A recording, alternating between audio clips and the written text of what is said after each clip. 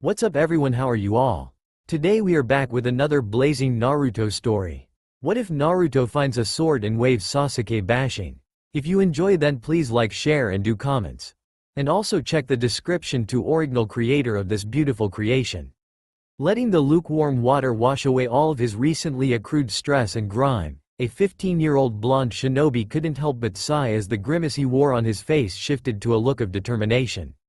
Naruto Uzumaki had a mission, and he damned sure wouldn't shy away from the task he had been assigned by the last person one would think possible.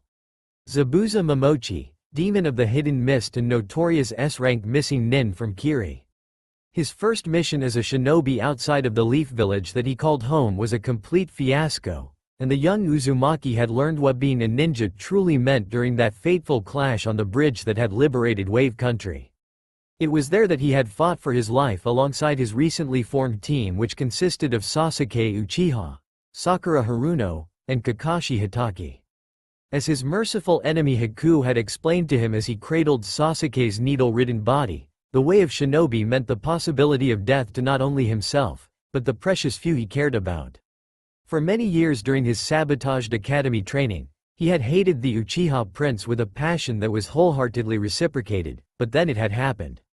Sasuke had pushed him out of the way of that deadly attack that came from the powerful ice-using ninja that had later been identified as the same person he had befriended in that clearing after a hard day's work in gaining more strength, and despite everything he could possibly conceive, he just couldn't figure out why.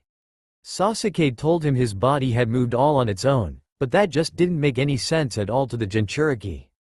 All his life he had been either emotionally or physically harmed by the majority of his home village, due to the fact that he houses a demon fox within him for the purpose of keeping those very same people safe. He couldn't fully comprehend the notion of someone actually defending his life, but running his hands through his messy mop of hair, the young ninja shrugged off his confusion and decided to focus on the matter at hand. His new mission, the mission that he couldn't and wouldn't fail, even if it costed him his life. Yagura, the fourth Mizukage, and the Jinchuriki of the three-tailed turtle.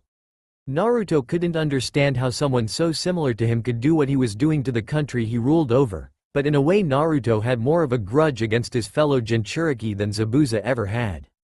Naruto dreamed of being a Kage himself and protecting his home, despite being ostracized and violated during his difficult life, so why would Yagura, after gaining the most prestigious position in the land, squander it by killing off people who had suffered such similar hardships?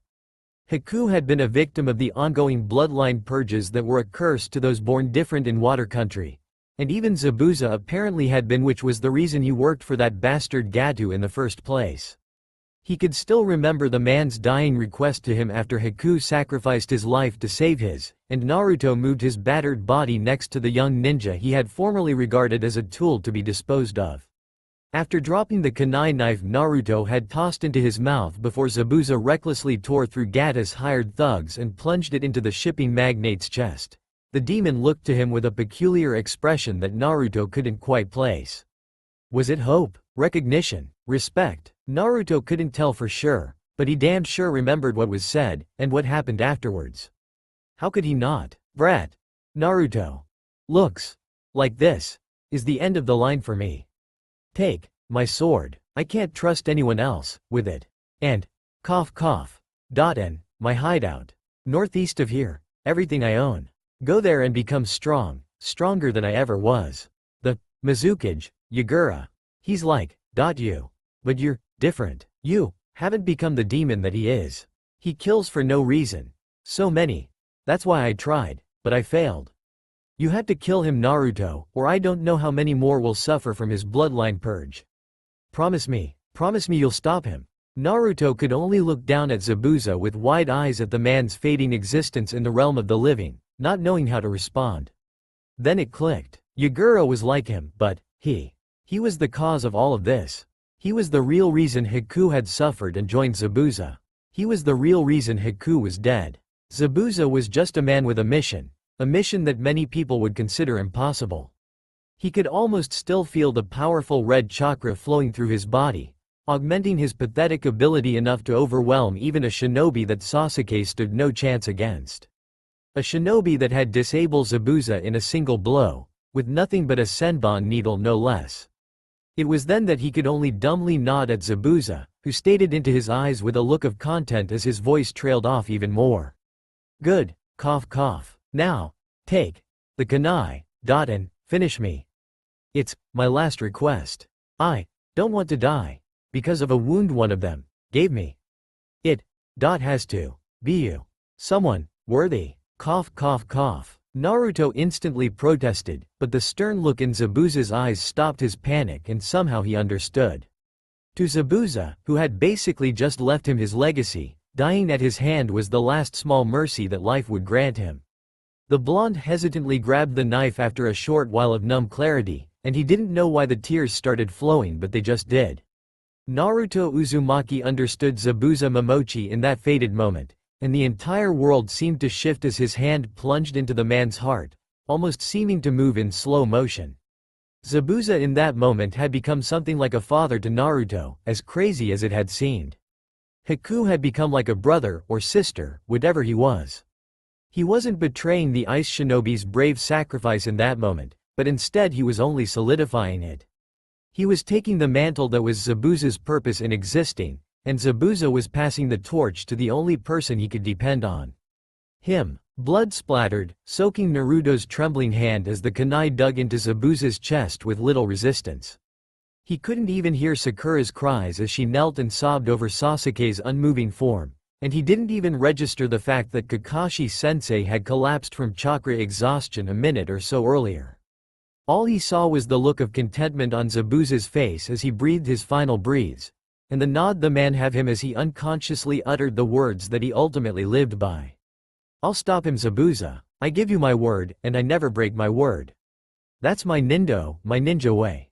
Believe it. Days and maybe even years seemed to pass as their eyes never faltered, looking directly into each other's souls as flames seemed to fade from Zabuza's eyes and intensify in Naruto's.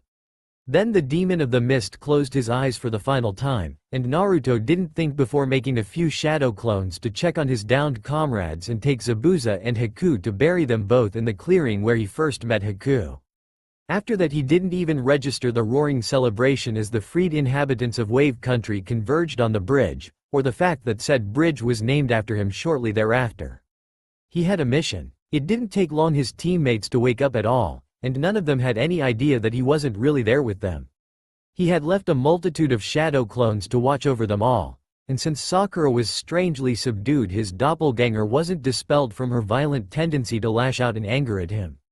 The blonde was almost emotionless as he eventually found the hideout, emptying it of all its contents in a robotic sort of way. At that time he didn't even really know what he was grabbing, he just took everything he saw and sealed it into the storage scrolls that played about. He didn't really know anything about sealing, but since he was previously intrigued by the art of fuinjutsu due to his unique situation with the demon fox, he knew how to at least use a storage scroll.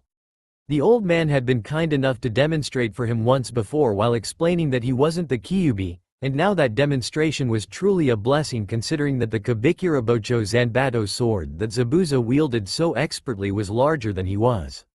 It didn't take him longer than half an hour to seal everything away, and after that he just went back to Tazuna the bridge builder's house and slept. He slept like he never had before. Naruto didn't even wash the blood off of his hands until he made it back to Konoha a few days later. Until just now, as he stood for a couple hours in his small shower and let the water wash everything away. Shivering a little as the water began running colder and colder, Naruto gave an appreciative nod thinking of Haku and how his ice techniques were infinitely more worse than the chill he now had. After exiting his bathroom and drying off quickly, the young man decided to make a clone to boil some water for instant ramen while he finally unsealed everything Zabuza had left him. Grabbing the scrolls from his pack and placing them in the middle of his tiny living area, Naruto reverently knelt beside them with a look of determination and began getting down to business. A few minutes later, the boy almost fainted because of what he found within. Everything he would ever need. Recovering from the initial shock, Naruto couldn't help but chuckle as he thumbed through the massive pile of Ryo one of the scrolls had unleashed before him. There were also numerous pieces of reading material, ranging everywhere from outdated and updated bingo books to jutsu scrolls consisting of water-natured techniques. There were also many articles of clothing, most likely due to necessity more than a desire to be fashionable. Since Zabuza and Haku were constantly on the run as missing nin, Naruto thought it made a lot of sense to me able to change appearances. There was also a multitude of swords, well 3 to be exact besides Zabuza's Zanbato. One was a basic ninjutsu, another a katana and the final one a shirasaya. He seemed drawn to the shirasaya and the kabikirabocho, and he also held a great respect for the senbon needles that Haku had all but decimated him with previously. There were also a few unusual kunai present, as instead of the straight kind he was used to using they all had curved blades. After some more rummaging, Naruto found that he now had books and scrolls on human anatomy, herbs and poison, psychology, and surprisingly blacksmithing. There was also a cookbook that he had to guess was Haku's, along with a blank black notebook that instantly grabbed his attention for some reason. He didn't even hesitate to open it, foregoing the others for some odd reason, but upon finding out what was within he felt his heart hitch because of its content. It was Haku's journal. Opening it to the first page with barely contained excitement, Naruto looked forward to learning more about their journey and began reading at his slow pace. Zabuza-sama and I are going on a mission today, and because of our run-in with the hunter nin during our assassination of that corrupt councilman, I've decided to keep this journal from this point on. I know that as a tool I may need to kill my heart for the sake of my precious person, but I've still been learning everything I can learn about healing techniques. Ever since Sarah has passed I haven't been able to sleep well, and maybe I'm not cut out for this life. I have made a vow, however. The next time I will not be helpless as someone dies in front of me, and my conviction of protecting what's important to me will never cease or wane. I've also been developing my snow leopard taijutsu with unwavering commitment, and I am glad to say it's coming along well. I may not be much of an artist, but I have still been drawing the techniques that feel natural to me and the philosophy behind them. I have resolved to make Zabuza proud of my ability, and nothing will stop us from achieving his goals. P.S. The grilled eel and squid we shared was the best I've ever eaten. Naruto hungrily read more and more entries that Haku wrote down, not even noticing the amount of time that seemed to pass. He eventually found something that left him gobsmacked about halfway through the journal, after learning of countless encounters with other ninja and completed missions. It's a beautiful day today, and Zabuza seemed most pleased with my performance during our mission to Kumo. We are now heading toward Whirlpool Country, the ancestral land of the Uzumaki clan, with hopes of finding powerful sealing techniques. The Uzumaki clan were famous for fuinjutsu, kenjutsu, and using chains formed of their chakra that could even suppress tailed beasts. Zabuza-sama has even stated that a certain Uzumaki once sealed off an entire village and he only narrowly escaped, and I thank Kami he managed to. Apparently the village was destroyed, and my clan once were part of the shinobi force before we became refugees when Kumo and Iwid destroyed them in their fear. It is truly a saddening tale, for such powerful ninja to have been killed because of their own vast potentials. I can only hope we succeed in finding what he desires, and perhaps I can learn more about my Kekkei Genkai if we're fortunate enough. The whirlpools surrounding the country have deterred us so far, however, so I am skeptical if we'll even make it ashore, the place where my ancestors once resided. P.S. The tempura we ate together was delicious. Naruto couldn't believe what he had read, and he reread it several times before turning the page and becoming a bit disappointed. Apparently they never made it to Whirlpool, and they almost died, to be honest. There was a creature that kept all vessels back, and even if they could get past there were still the powerful whirlpools to bypass as well. In the end they decided to take more missions, and gain anything they could from plotting the corpses of the shinobi they killed off. Naruto had ways wanted to know about his family, and now it seemed he had a lead to go on. The blonde was enthralled and excited about the idea of making chakra chains. He couldn't believe he came from a great clan of ninja when he lived in such poverty his entire life, but somehow it felt right to him. Gigi did tell him that his parents had enemies that he couldn't handle at this point, and now Naruto understood why. If anyone ever knew he was an Uzumaki clan member, he could at the very least expect Kumo and Iwid to send assassins to make sure he was deadened.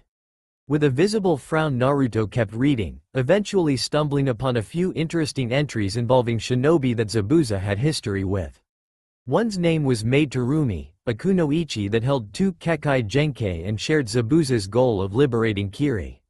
The other was with a fellow swordsman of the mist named Kisame, a man that apparently overpowered Haku and Zabuza with ease and caused them to retreat.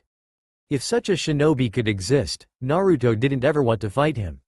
That was for sure. After making a mental note to try and find them in the bingo books that were once Zabuza's, Naruto kept reading until he finally found an entry that he was mentioned in. It was from the day he first met Haku. Today I met an interesting shinobi named Naruto Uzumaki, and despite the fact that I was about to kill him as he slept, I couldn't bring myself to do it for some reason. I can't explain why, but even though I've killed before and he is a hindrance to our mission, it felt wrong. I found out that in many ways he is much like myself, an orphan that grew up despised and unwanted for whatever the reason. He didn't tell me why, but I could clearly see the sadness and loneliness in his eyes when he told me of his situation with his teammates and village. I hope he took my words to heart, as I could see that his reason for growing stronger wasn't enough. He wants acknowledgement, and he wants his existence to be appreciated. I can honestly say that I value his existence for some reason I can't explain, and I don't look forward to facing him when Zabuza-sama recovers. He's a cute boy with a good heart, and I don't know why, but maybe in another life, we could have been friends. Maybe even more. That is if he didn't think I was a boy. P.S. Naruto has the most beautiful blue eyes and yellow hair I've ever seen. The blonde couldn't help but let a few tears loose as he read the entry again, and the couple afterwards that mentioned him.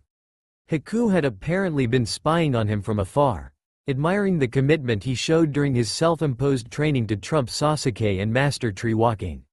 The final entry was brief, and Naruto felt his heart almost explode from what he read.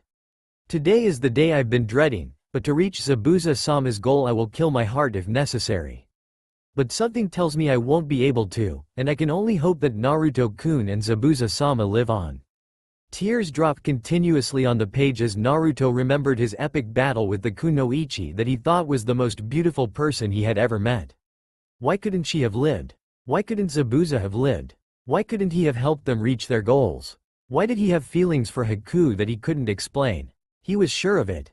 If they had met some other way, she would have made a wonderful wife. Someone to spend his life with. Someone who would always hold him as precious, and even worth dying for like she did for Zabuza. And he would have done the same for her. A look of fierce determination was now on his face, the tears whittling away as he reached for a few scrolls with crude illustrations that seemed very familiar. It was Haku's taijutsu, picture and notes that made for a very detailed resource with only the most important points taken note of. Haku would live on through him, and he would become strong enough to free Kiri and protect everyone. It was even more important to him than becoming Hokage, and Naruto would waste no time in achieving their mission. It was time to get serious. As if on cue, the Uzumaki's alarm clock blared signaling that it was time to head to Training Ground 7. And Naruto didn't even think before creating a single clone to go in his stead. He had research to do, and plans to form. 20 minutes later, arriving at Training Ground 7 in record time, Naruto's shadow clone awaited his team unconcerned by Kakashi-sensei's chronic tardiness and thought about what the boss would do in order to make it to Whirlpool. Of course it considered going to the old man Hokage to demand answers about the Uzumaki clan and requesting a trip to his homeland. But somehow he knew the discussion probably wouldn't end well. While Naruto may not have been the sharpest kunai in the holster, he had experienced enough disappointment to know better. The old man would probably ask how he found out about the Uzumaki clan in the first place, and after denying his request Naruto would probably be put under close scrutiny to make sure he didn't leave the village without permission. It was during this contemplation that a flock of crows decided to fly over his prone form, and one of the mischievous birds decided to let its bowels loose at precisely the right moment, dropping a gooey white bomb of feces directly between his eyes. "Damn it, you bastards, get back here." Forgetting his previous train of thought, Naruto was about to try and tree hop and chase the bastards, when an interesting thought popped into his mind.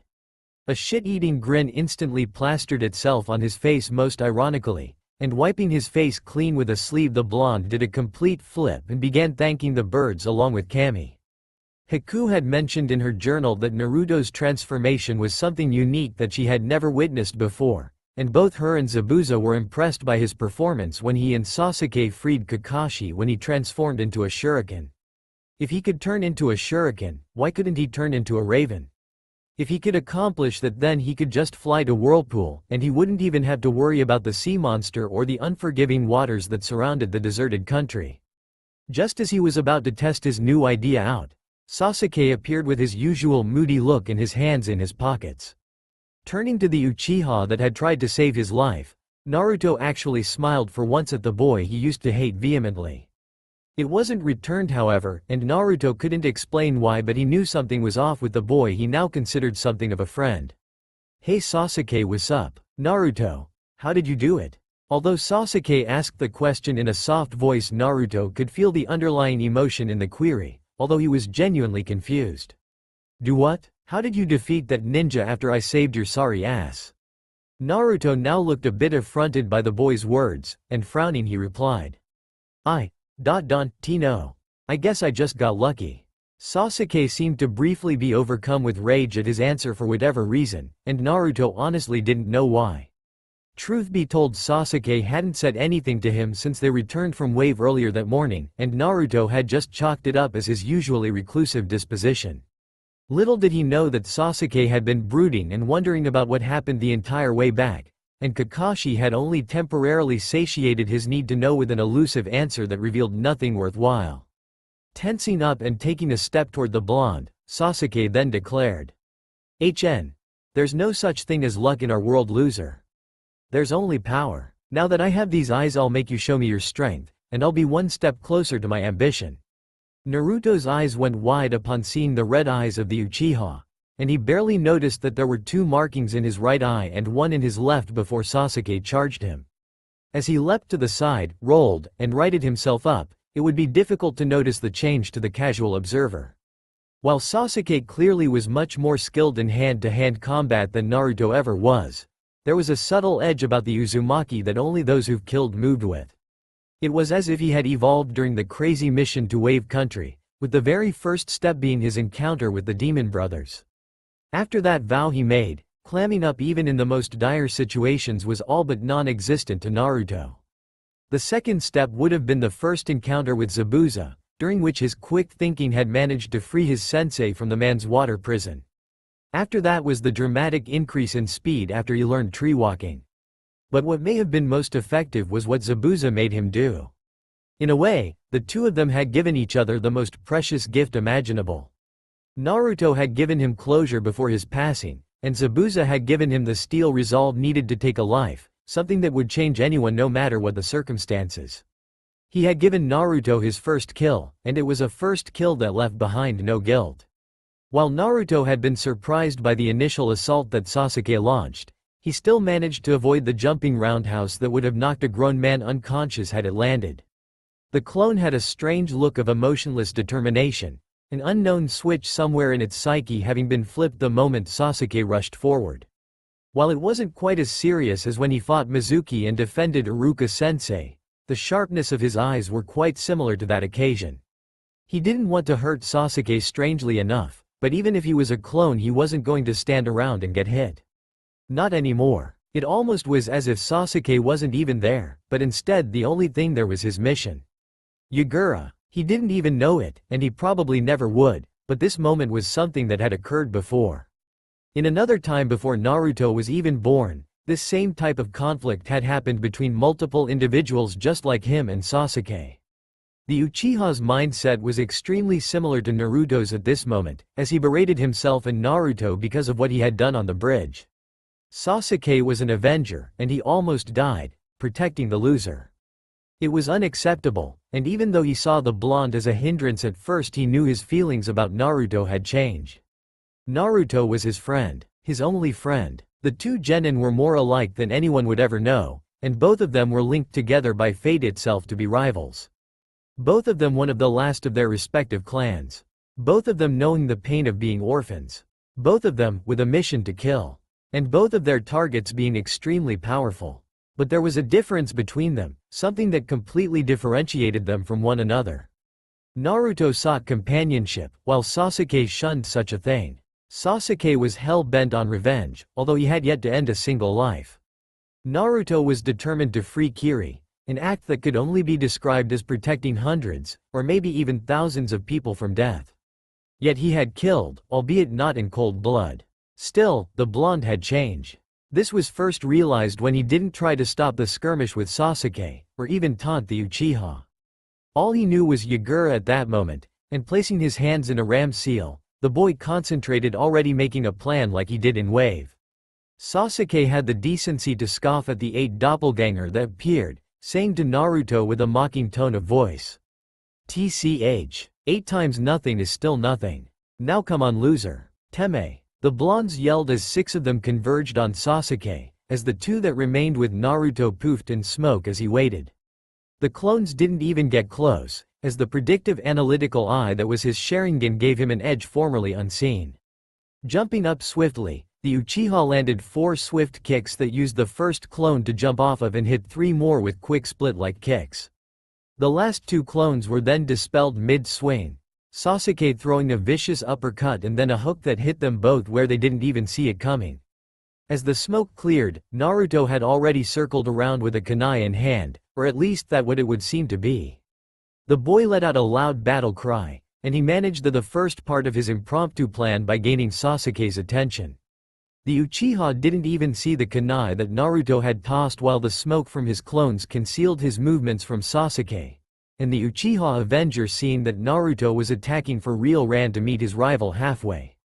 Then is when it happened. Naruto in a stroke of pure combat genius tossed the kunai above him in an arc as he all but flew into a jumping knee, just like the knees he had intercepted Mizuki with before.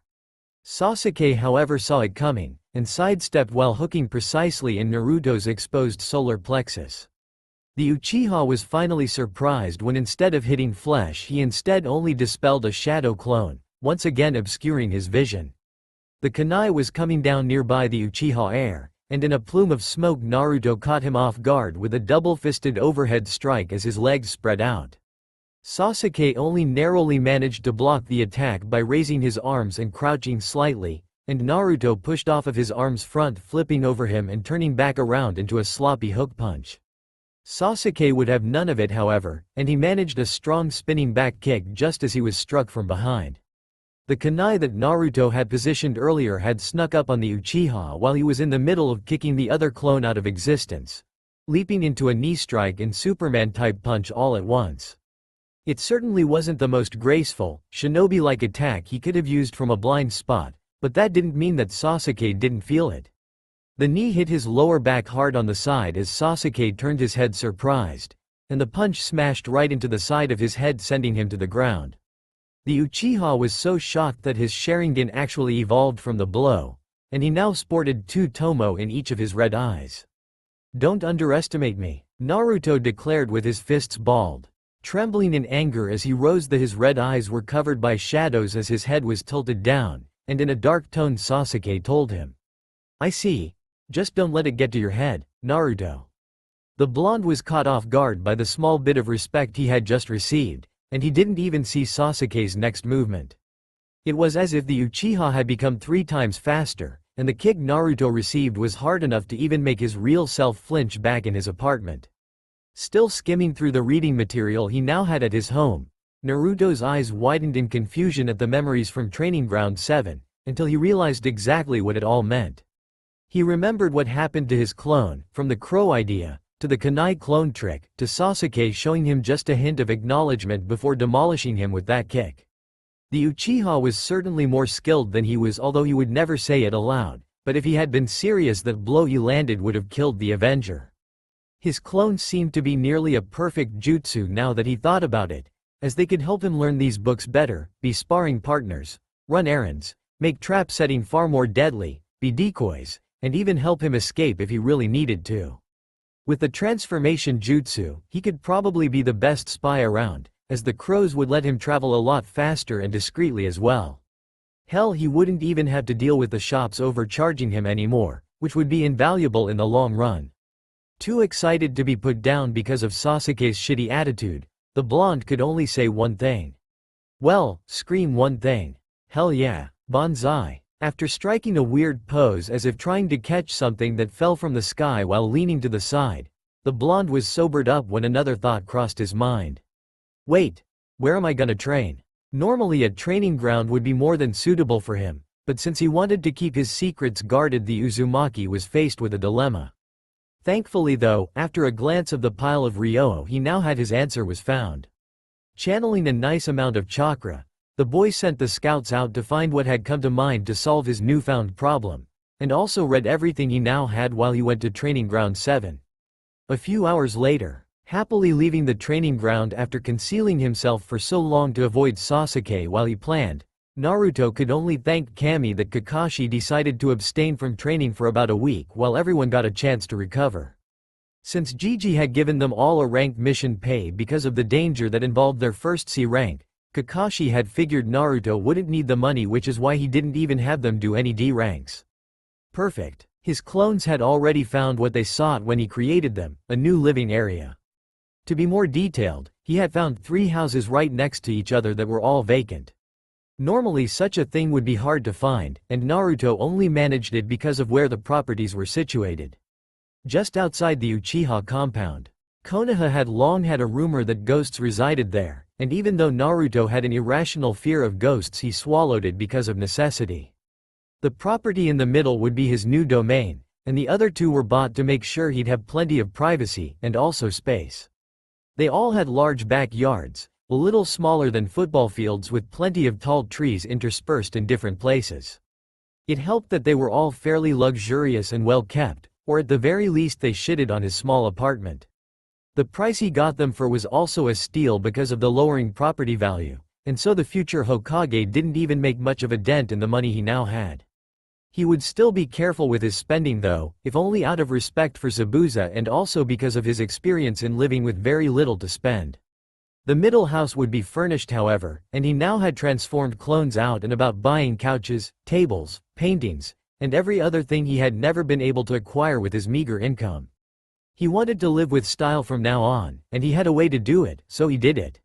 He'd even finally have a flat screen and a new Tempur-Pedic king-sized bed by the day's end.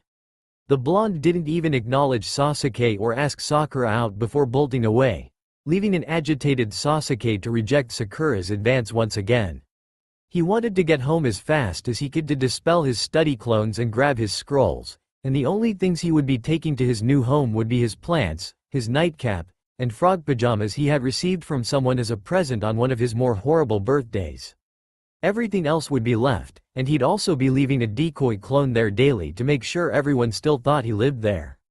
It wasn't a secret where the Jinchuriki laid his head at, and that had also often resulted in his home being vandalized by a few of the Boulder Leaf villagers. No more. Now, he'd live where no one could find him, and he'd always be sure to cover his trail with transformations to keep it that way. 2 hours later, my aching head. As Naruto finally woke up after dispelling all his clones at once, the blonde made a mental note to never do it again. It was like getting hit with 20 flashbacks at once, and the rush of information was enough to nearly put the boy in a coma. He felt like he had been clubbed by Sakura 5 times at once, which was a terrifying thought. After picking himself up off the floor, Naruto began trying to sift through everything he had learned from his brief study that only lasted about 2 hours while he had waited for Kakashi from the shadows. He had begun learning more about the snow leopard style of taijutsu that Haku created, along with the names and effects of all the jutsu the Mist Nin had in their possessions. He also learned a little about poisons, and apparently Haku had favored monkshood, which was both pretty and highly poisonous. Remembering hearing Ino brag about the flower shop her family owned and how she earned money for new clothes, the blonde decided to go and see if he could buy some later. The snow leopard taijutsu mainly focused on stealth and speed, which was why there were no kata for Naruto to try and learn. Instead, the illustrations all showed various attacks as related to the enemy's position, and it held side notes on everything shown to give examples of what principles were being followed. A good example of this was a picture that showed a ninja crouched down and leaning forward under an opponent striking horizontally. The ninja crouching was stabbing a needle in the enemy's leg, directly in the tendon so as to hamper movement. Then the next illustration showed the crouched ninja rising and spinning behind the enemy, grasping the neck or stabbing the other senbon into the exposed neck or the base of the skull. The style seemed highly geared towards shuri kenjutsu, and that was something that Naruto definitely sucked at. It would be even worse with needles, as the boy found out while trying to stick a few into his wall from short distance. They just bounced off, and the other problem was the fact that Naruto couldn't even get 3 needles into each hand. He had no idea how Haku had managed to do so as fast as she did, and it looked like things weren't going to be as easy as he thought they would be because of shadow clones. Leaving his apartment in a rush, the blonde left to his new home, contemplating about the issue the entire way there. After making it to his new home in the same disguise he used before to buy the home, he dropped the transformation in the middle of his newly furnished living room, amazed that things had improved so quickly for him. He now had 3 houses, millions of ryo, new clothes, weapons, knowledge of his clan, justice, and even bingo books to learn about other missing nin. Shit, he even had a lead on someone who would definitely help the Kiri takeover, Mei Terumi. Plopping down on his new leather couch as he remembered that his clones were handling all the utility bills, he didn't really pay much attention to all his new possessions and decor, but instead still thought about the snow leopard taijutsu and the Kabikira bocho. The huge Zanbato would be impossible for him to wield because he could barely lift it, let alone swing it. The Senbon needles would be very difficult to use like Haku did, especially with 3 in each hand between his fingers. Haku didn't even pull them out from anywhere, since she just formed them from ice already in her hands. He mused he could try sealing to solve that problem, or maybe he could even try and learn to use ice techniques. There was also the possibility of using shadow clones to transform into Senbon. The main problem was that he had no idea how to use ice techniques, despite the fact that it was mentioned that Haku mixed up water and wind chakra to make the element. He hadn't even known about elemental chakra a few hours ago. He just thought you could do awesome stuff if you learned the jutsu. Apparently he was wrong. Since he had a week off, he'd just have to train himself into the ground like he had done for so long, except now he had material to study instead of just improvising. He'd need to strength train in order to use Zabuza's blade, and he could handle that personally since he didn't think his clones doing strength training would accomplish anything. They definitely could help him learn taijutsu, ninjutsu, and study though. Walking out to his backyard and examining the scenery, Naruto let out a sigh of contentment and thanked Zabuza for everything. He wouldn't be failing in his mission, and he knew the longer it took then the more people like him and Haku would die for no good reason. He noticed one thing about his new housing though, and if he wanted to be able to train in his yard it'd have to be rectified as soon as possible. There was no water whatsoever, unless you counted the faucet for the hose on his cozy patio. Maybe he could change that. He did have the ryo after all. A little later, Yamanaka flower shop. While he had a few clones that were currently digging a very large hole in his new backyard, Naruto decided to go to the Yamanaka flower shop and see if he could score some monkshood, aka wolfbane. He honestly wasn't the type to use poison in battle normally, but something that Haku had written stuck firmly to him and ingrained itself in his beliefs. You use everything at your disposal to get the mission finished. It could probably cover a broad scope of things that pertains to life in general, and Naruto saw that many of the principle Haku spoke of follows along those lines. Your disposition in battle should be the same as your everyday life. That's why neither Haku nor Zabuza took an actual combat stance when they fought. They just stood normally. It was actually quite scary when Naruto thought about it. He could just imagine walking by someone on the street and then suddenly being killed by the unassuming assailant. Haku apparently had killed quite a few people using this exact method, and disappeared shortly thereafter. There was also the fact that not taking a stance gave nothing away about how you fought. If you saw a person take an obvious wrestling stance by squatting low with open hands, it'd be safe to assume that they utilized grappling technique. If someone squared up with you and lifted up their clenched fists while tucking their chin, it would be safe to say they used a striking method like boxing. But when someone just stood, it didn't show anything. You wouldn't know how they would come at you until they did, and that concept greatly appealed to the blonde ninja. Unpredictability. Ino certainly seemed to be surprised seeing the familiar form of the village prankster and class clown visit her family's shop, if the wide-eyed expression was anything to go by. Naruto. Is that you? Like my new look, Ino-chan? He asked her, rubbing the back of his head and smiling at her in his trademark foxy manner. The Yamanaka heiress couldn't hide her blush as she roamed Naruto's body checking out his new digs. It wasn't anything extravagant, just some typical black Anbu-type gear that was just a little baggy on his frame. He also had some high-quality steel-sole black sandals, and to finish it he wore a large white hooded cloak with long sleeves that was reversible. The other side was all black, and there were seals on it that prevented it from getting worn or dirty. Naruto figured it belonged to Haku, And although he didn't get off wearing women's clothing, the Anbu gear was uni, and the cloak was a cloak. Some part of him still wanted to stand out a bit despite his recent improvements in common sense, and as a result there were orange flames that went along the bottom of the cloak. He was actually using a transformation for the flames, and he thought they made him look badass to the point of wanting to retake his registration photo. He'd have to ask the old man later. Wow, you look great. It suits you and I like the thing you're doing with the headband. Naruto could only blush and fiddle with the mentioned cloth that was to the side exactly like Zabuza had his.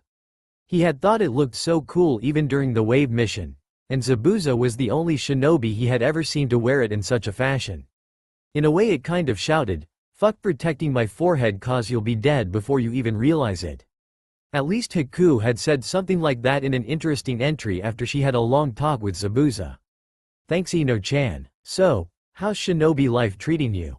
Shouldn't you be out training or on a mission or something? The blonde Yamanaka frowned as if she had a bad taste in her mouth upon hearing his question, and she quickly replied. Yeah, if I wasn't in a team with a bunch of lazy asses. I mean, all my sensei does is smoke and play shugi with Shikamaru, who does nothing but stare at the clouds. And Choji is no better munching away at his potato chips like some sort of junkie. I hate to admit it, but I'd kill to switch spots with Sakura. Yeah, that does sound like it'd suck. Hey, I know. I've been training a lot and I could use a partner dat bayo. What did ya say? The boy asked, excited at the prospect of making a friend out of Ino. He didn't really know her much, but from what he saw she was energetic and upbeat like he was, if a bit bossy. Well, super bossy. But how could he complain? Partner? My oh my Naruto, I didn't know you thought of me like that. Already asking me out on dates and to be your partner. She playfully teased, giving him a look that caused his stomach to flip and his face to flush. He would have given anything to have Sakura look at him like that. Waving his hands in desperation and sputtering out his answer, he yelled. What? I didn't mean. I was just saying. Cutting him off with laughter that made him more than a bit confused, Ino told him. I was just messing with ya Naruto. I still like Sasuke ya no, and I won't let forehead fat beat me in winning him over. But I'd be happy to train with you sometime since I don't have anything better to do anyways. Not even being put down by the fact that she liked Sasuke and basically said if she had something to do she wouldn't join him, Naruto smoked brightly, saying. Great, I can't wait dat bayo. By the way, Sasuke hasn't even acted like Sakura exists honestly, and after our last mission, which was insane, he'd gotten even worse. I don't think he likes anyone at all. The Teme. Pouting at Naruto's insult of her crush, she didn't say anything about it but instead questioned him about what he meant. What do you mean? What mission? Naruto then gave her the rundown of everything that happened in Wave, except for his relationship with Haku and Zabuza. He also told the amazed girl about what happened when they returned, and how Sasuke unlocked the Sharingan and saw him as a rival.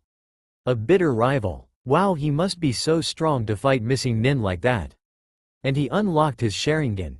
That's so cool. I bet he looks so hot with red eyes. Naruto, nearly vomiting on the spot from Ino's powerful fangirlism, decided to move along before his ramen found its way out of his stomach. Hell, the thought of Sasuke being hot nearly made him hurl up something from deep within his intestines. Something undigested and putrid. It was time for him to go. Ino-chan, I was wondering if you guys sold any monkshood here. I was trying to get a whole lot of it to plant around my yard, and I also wanted any books you have on growing plants too. The girl looked truly surprised by his requests, but she seemed to understand why he would want the poisonous flower that was her favorite because of its color. After calming a little, she told him, "You're damned right, we got it. It's my favorite after all. Just come by tomorrow and I'll have some grown a little for you. It takes a little time but I can handle it. There are books over there if you want to check 'em all out." Looking confused and more than a little curious, Naruto asked her, "Wait, what do you mean you'll have enough grown a little tomorrow? Shouldn't it take at least a couple weeks?" Smirking at Naruto's confusion and feeling a bit elated due to hearing about Sasuke rejecting Sakura, Ino decided to inform Naruto a little bit about Yamanaka-style horticulture. Well, normally. But plants use energy from the sun to grow. We feed our plants chakra-rich water and it speeds everything up. It takes a lot of chakra, but I'll have some sprouts for you before you know it. As an image of the first Hokage flashed in his mind's eye, Naruto started creeping Ino out because of the shit-eating grin he got as he turned and went to search for books. KU get ready for plant release Naruto. Next chapter, the results of training. A day after leaving Yamanaka flower shop, Naruto could be found doing a multitude of exercises in his revamped training regimen. He honestly just made up some new exercises by combining a few of them in different ways, and so he was now doing crunches while standing on the side of a tree in his backyard. The other thing he had been doing was squats while lifting the Kabikirabocho above his head. He figured that the best way to get used to it was just to train with it all the time, and so he had been up and at it since early in the morning. His clones from the previous day had finished the hole for the in-ground for the pool he was trying to make himself to practice in, and so he was now waiting for some clones to return with supplies and instructions from the pool supply store on the other side of the village. He had seen a few pools around before and he thought they were made of concrete whenever he gate-hopped and snuck in when no one was around. It seemed being such a troublemaker had benefits after all. He still hadn't tried all of his jutsu yet, and he was looking forward to it after his clones that were scattered about finished their task. A fence. A huge fence of epic proportions. His trip to Yamanaka flower shop had resulted in more than just flowers and poison, as the blonde had inadvertently stumbled upon his first jutsu that he created. After asking Ino about different types of plants, the conversation had eventually shifted to bamboo, which Naruto was absolutely fascinated with to the point of focusing completely on it. While he had seen various architecture that utilized the hardy grass, he didn't know just how perfect it really was. On one hand, bamboo, even without chakra boosting its growth, could grow 3 feet a day. 3 freaking feet. When you considered the fact that it was nearly as strong as steel like Ino said, and a deadly cyanide was produced when its cells were destroyed, then it was just great. While Naruto didn't understand much about cells and things like that yet, Ino had dumbed it down enough for him to understand that they were like building blocks, so if you hurt the bamboo then a toxin would be produced. The ideas had exploded from Naruto like diarrhea when he drank that spoiled milk a few times, and his unconventional thinking had already thought of so many uses for it. First off was a tall fence around his yard, tall and thick enough that no one could see inside unless they trespass. The second idea was traps. If he could drop seeds on the ground during battle and grow them out quickly, he may be able to use an attack like Haku used when she made ice spikes shoot from below. It could be used in direct attack too if he could manipulate how the bamboo grew so that it shot at an angle that would skewer the enemy. Lastly, it would definitely be a great defense if it was as strong as steel. He could just imagine the look on Sasuke's face when he shot a fireball just to have it blocked by Naruto's bamboo barrier.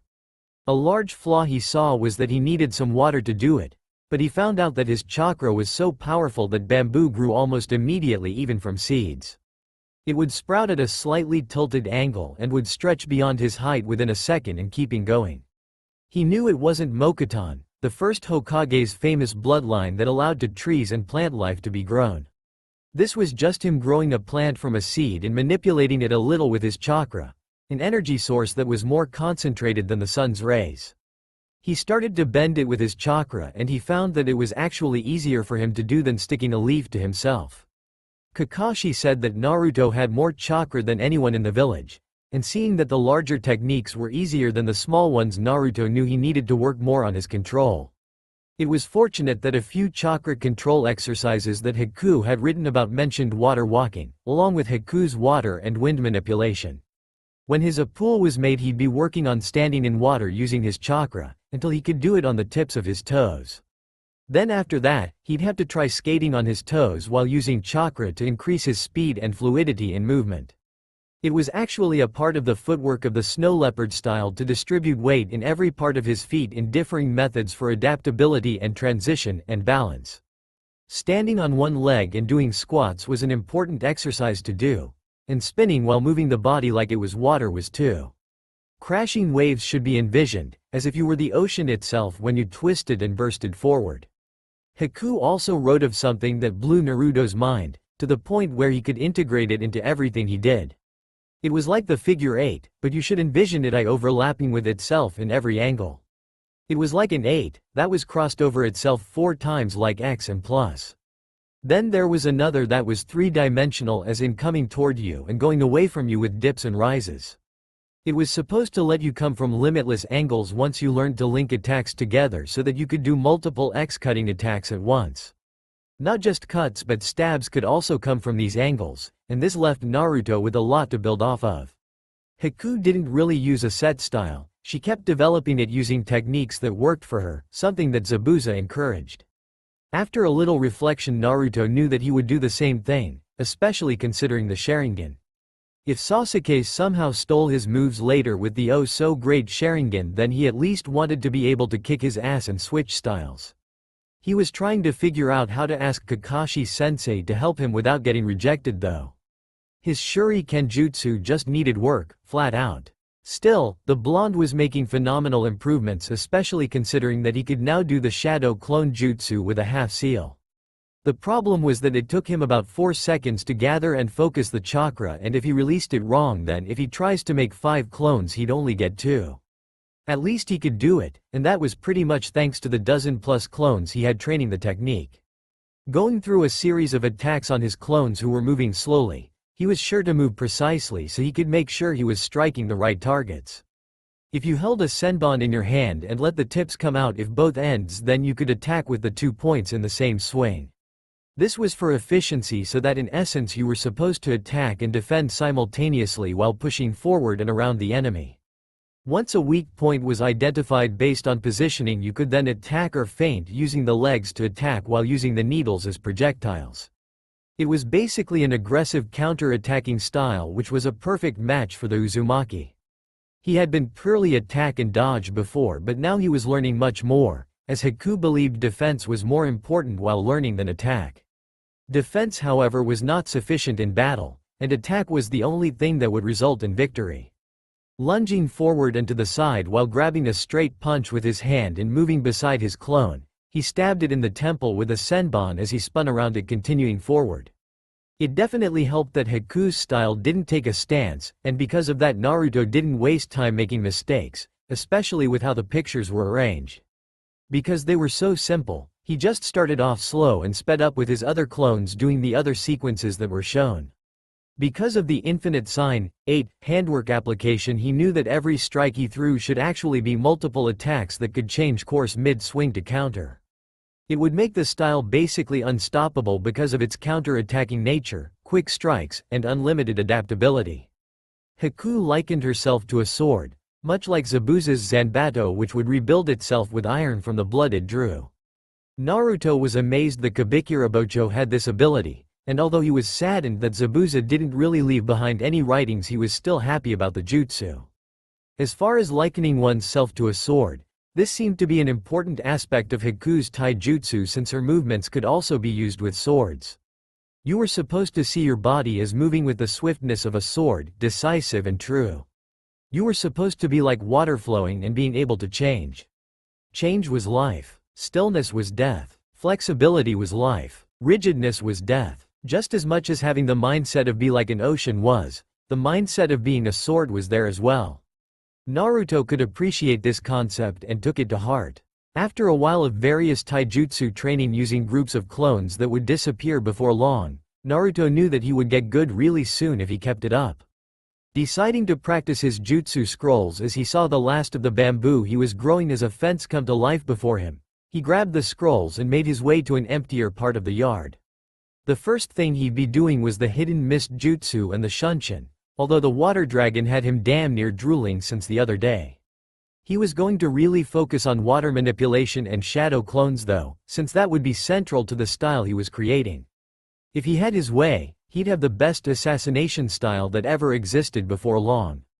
Besides the shunshin, mist, and water dragon jutsu was the water encampment wall, great waterfall, water prison, and water bullet jutsu, which were all Zabuza's. He could only tell because the rough handwriting and the lack of detail, and he figured it was because he gave it to Haku that he wrote it in the first place. There was also the jutsu that Haku created, which showed her mastery of water manipulation because of its use of a single handseal. It actually combined the hidden mist jutsu, and a theory she made when she heard of the second Hokage who was famous for water techniques. She thought that she could start using the hidden mist jutsu to train, and after a while be able to concentrate the mist closer along the ground. Then she could multiply its mass with her water chakra, which was a basis for jutsu period, and be a key to collect water from moisture in the air like Tobarama Senju. What was ironic was that Naruto ended up being inspired by Hashirama the other day, and now he technically had a way to use their jutsu even if not as skilled as them. Especially the first, since he couldn't create plant life. He would just use bamboo-inspired moves that would only be a little similar to wood release.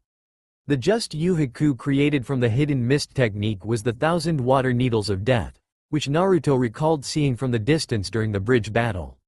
It was the jutsu that also used her principle of simultaneously attacking and defending, since she would grab the arm suppressing the weapon, stomp the foot disabling movement, and sending the needles from every direction blocking any escape, considering you could move with broken toes. She also had an ice version, in which she used wind jutsu to freeze the water needles.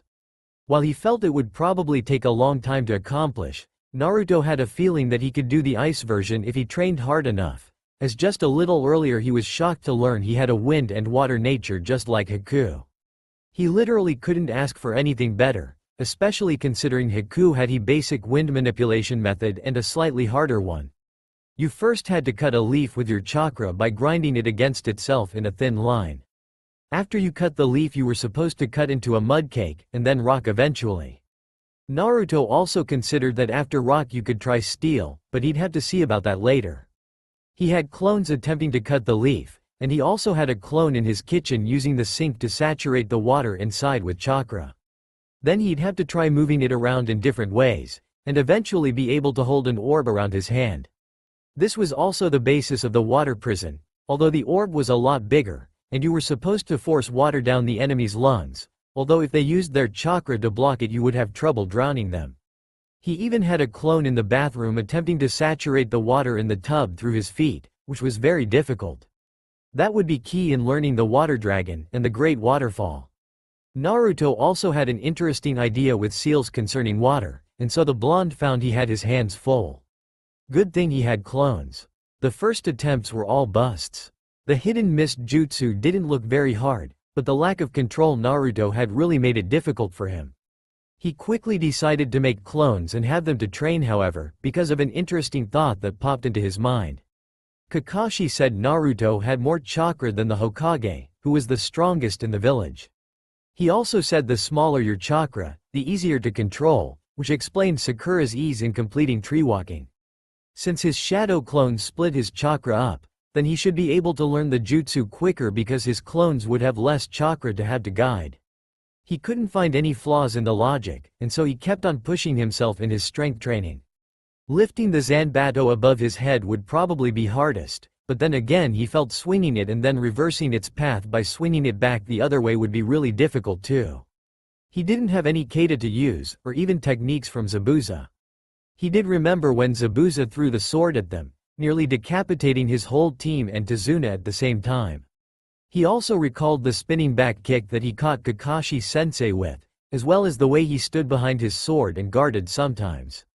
That was all he had to go by, however, but he had a hunch that using snow leopard style would work fine with a few tweaks. He just needed to get stronger. A few hours later, knock knock knock, lifting his head from the book on Genjutsu theory that he was currently reading a bit slowly, Naruto rose from his white leather couch and walked to his front door in his transformation. He basically just used his wide jutsu form with straight dark blue hair because of his secret crush on Yukie Fujikaze. Oh, what he would give to meet her and do everything he dreamed of doing to Sakura. Blushing as he opened the door, the transformed brunette was taken back by who was standing there. While he had filed for D-ranked mission involving helping construction of his pool, he didn't expect the workers to be people he knew. Standing before, the familiar faces of Team 8, which consisted of Hinata Hyuga, Kiba Inuzuka, Shino Aburame, and their Jonin instructor Kurenai Yuhi. He had recognized Kiba first, however, as the dog shinobi had definitely had the most contact with him of the group. Kiba and his nin dog Akamara seemed to notice Naruto as well, both of them sniffing the peculiar scent of ramen and fox that they'd recognize anywhere. Shino also seemed to take notice, his kikai buzzing without constraint because of the familiar powerful chakra they felt. Kiba, Shino, what is it?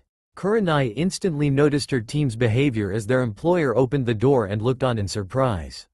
While she could feel the faint hint of chakra usage coming from the girl, she knew for a fact that no genjutsu was being used, and she was ready for anything. Just what the hell are you playing at, Naruto? This had better not be a prank. Kiba yelled at the Uzumaki, pointing an accusing finger at him. Hinata's eyes seemed to widen as a blush was instantly on her face hearing her crush's name spoken, and she looked confused until she activated her Byakugan unconsciously out of excitement to see if it was true. Naruto-kun. She promptly passed out. Hinata. Kiba shouted, worried about his teammate's safety. Naruto was about to just close the door and say screw it when Kurenai stopped it with her foot, saying, "So, you're that Naruto Uzumaki I've heard about? Just why are you here, and why are you transformed?" Sighing as Kiba turned to him looking very angry, the Inuzuka cut him off yelling, "And what did you do to Hinata?" "Hold on a second, I didn't do anything and this is my house. I'm in disguise because I'm a ninja and I don't want anyone to know where I live. So please just keep it down. Is that a problem?" Even Shino was surprised by the logical explanation the class clown offered, and he, Bug User and Kurenai both answered at the same time saying, "There is no problem with that logic. It is fine. I understand, I use misdirection myself so I get it." Looking at the group with relief as Kiba shook Hinata awake, Naruto opened his door up wide and told them, "Thanks. You guys can come in if you want and I'll tell you about what I need done while I make us some tea or something. Come on." As the Jinchuriki led Team 8 a little bit aggravated because of being identified so soon, he pointed to his new couch as they took on the decor saying, "Feel free to sit while I make some tea, and I'll tell you what I want you to do." The blonde's transformation suddenly dropped, allowing Team 8 to lay eyes on his true form for the first time in a while. What happened next was actually pretty interesting, even more so than Shino would have thought possible. Kurenai-sensei went completely red upon laying eyes on Naruto, and Hinata actually drooled a little before suddenly collapsing in a familiar pool of blood that shot from her nose like a "What the? Hinata's a pervert. Wait, that means..." Naruto could finally connect the dots now that he could see the correlation between how the Hokage turned red and exploded with blood shooting from his nostrils and Hinata doing the same as soon as she saw him. That's why she always passed out when he was around. She was a pervert. For him, Naruto truly couldn't comprehend such a thing, as it was a new occurrence that he never would have thought possible. Hinata wasn't really weird, she was just some sort of shy pervert for him. And as Naruto looked at the beautiful form of her sensei, he saw that she was red in the face too, with her mouth slightly slack. A small dribble of drool could barely be seen on the corner of her mouth, and her eyes were glazed in nostalgia mixed with lust. No one knew about her lifetime crush on the fourth Hokage, the man who she had a thing for ever since she was a little girl first learning to be a kunoichi. She had just been jailbait then, and Minato Namikaze never really reacted to her attraction to him the few times she saw him in person. Naruto was exactly like the fourth as far as his features went. The whisker marks were different though and gave him a cute and unique look. His hair was nearly the same. His eyes were a different blue than the cold calculating eyes of Minato. All in all, while very similar, Naruto had a more rough and tumble look about him, and she thought that while the fourth was more stunning, Naruto was very attractive himself. She could only just stare at him as her mind slowly rebooted as Kiba and Shino observed everything. She was busy imagining how he'd look after a few more years, and the images her creative mind were conjuring were enough to make her a little bit wet below the belt. Anyway, I need you to help me place cinder block around the inside of this hole I made in the backyard, and then we'll have to use some cement to line it evenly. At least that's what the pool guy said. I just wanted to be sure I followed the instructions right, because this is very important to me. That's why I asked for someone help. He explained as he placed his hand in a half-ram seal and used the shadow clone jutsu to make them some tea and make sure the supplies were ready. Kurenai just nodded dumbly, not trusting herself to speak. And since Shino nodded and Hinata was unconscious, Kiba spoke up looking at Naruto with a peculiar expression. "How did you do that, dude?" "Do what?" Naruto asked, oblivious of what Kiba spoke of. Kiba had definitely seen the way Kurenai looked at Naruto just now, and although he instantly went into denial because of her attraction to the dead last, he felt the need to assert himself in front of her. "How you make real clones, with a half seal? You were the dead last in the academy, was that all just an act?" Naruto, looking taken aback, not fully realizing how difficult the feat really was, schooled himself and decided he'd look cool and go with the flow. Maybe I was. I mean, I am a ninja and ninja have their secrets, right? I'll just tell you to never underestimate me, dat bayo. Oh yeah, well, even if you were faking, that doesn't mean you can take me. Kiba declared, trying his best to radiate dominance and make Naruto intimidated. Kiba, stop being rude to our client, this isn't the time and place for that. We're on a mission, remember? Kurenai scolded the Inuzuka, who was busy puffing his chest out and staring down Naruto. No, it's alright Kurenaiheim, if it's a fight he wants, then you guys should come train with me and Ino in a few days. I'll show you just how strong I really am, Kiba. Believe it. Hey, don't call her that, dead last. Kiba shouted, getting angry as Kurenai blushed again from his unintended compliment. Naruto had never seen such a beautiful woman as Kurenai, and he hadn't even realized he had been comparing her beauty to the famous actor Yukie until he already blurted it out. The blonde's face went completely red as he processed what he had just called her, and the embarrassed Uzumaki could only stare at her gorgeous red eyes and try to stutter out an apology. Sorry Kurenai, I didn't mean to disrespect you or anything.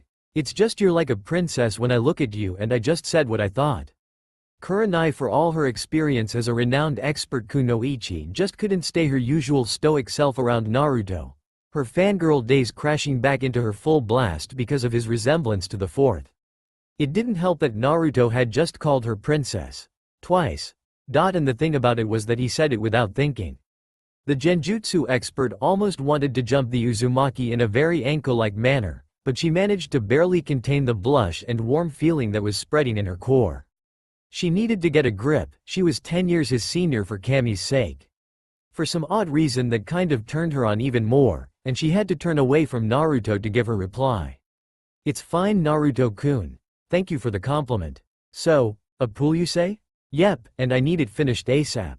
I can supply plenty of clones though, so you guys don't need to work unless you want to. I just wanted to make sure it gets done right, ya know? He answered cheerfully, going and preparing the tea in the new tea set he had bought. Sounds fine. Hinata can even use her Byakugan to make sure everything is even. We can start when Hinata wakes up, okay? Great. What's a Byakugan, by the way?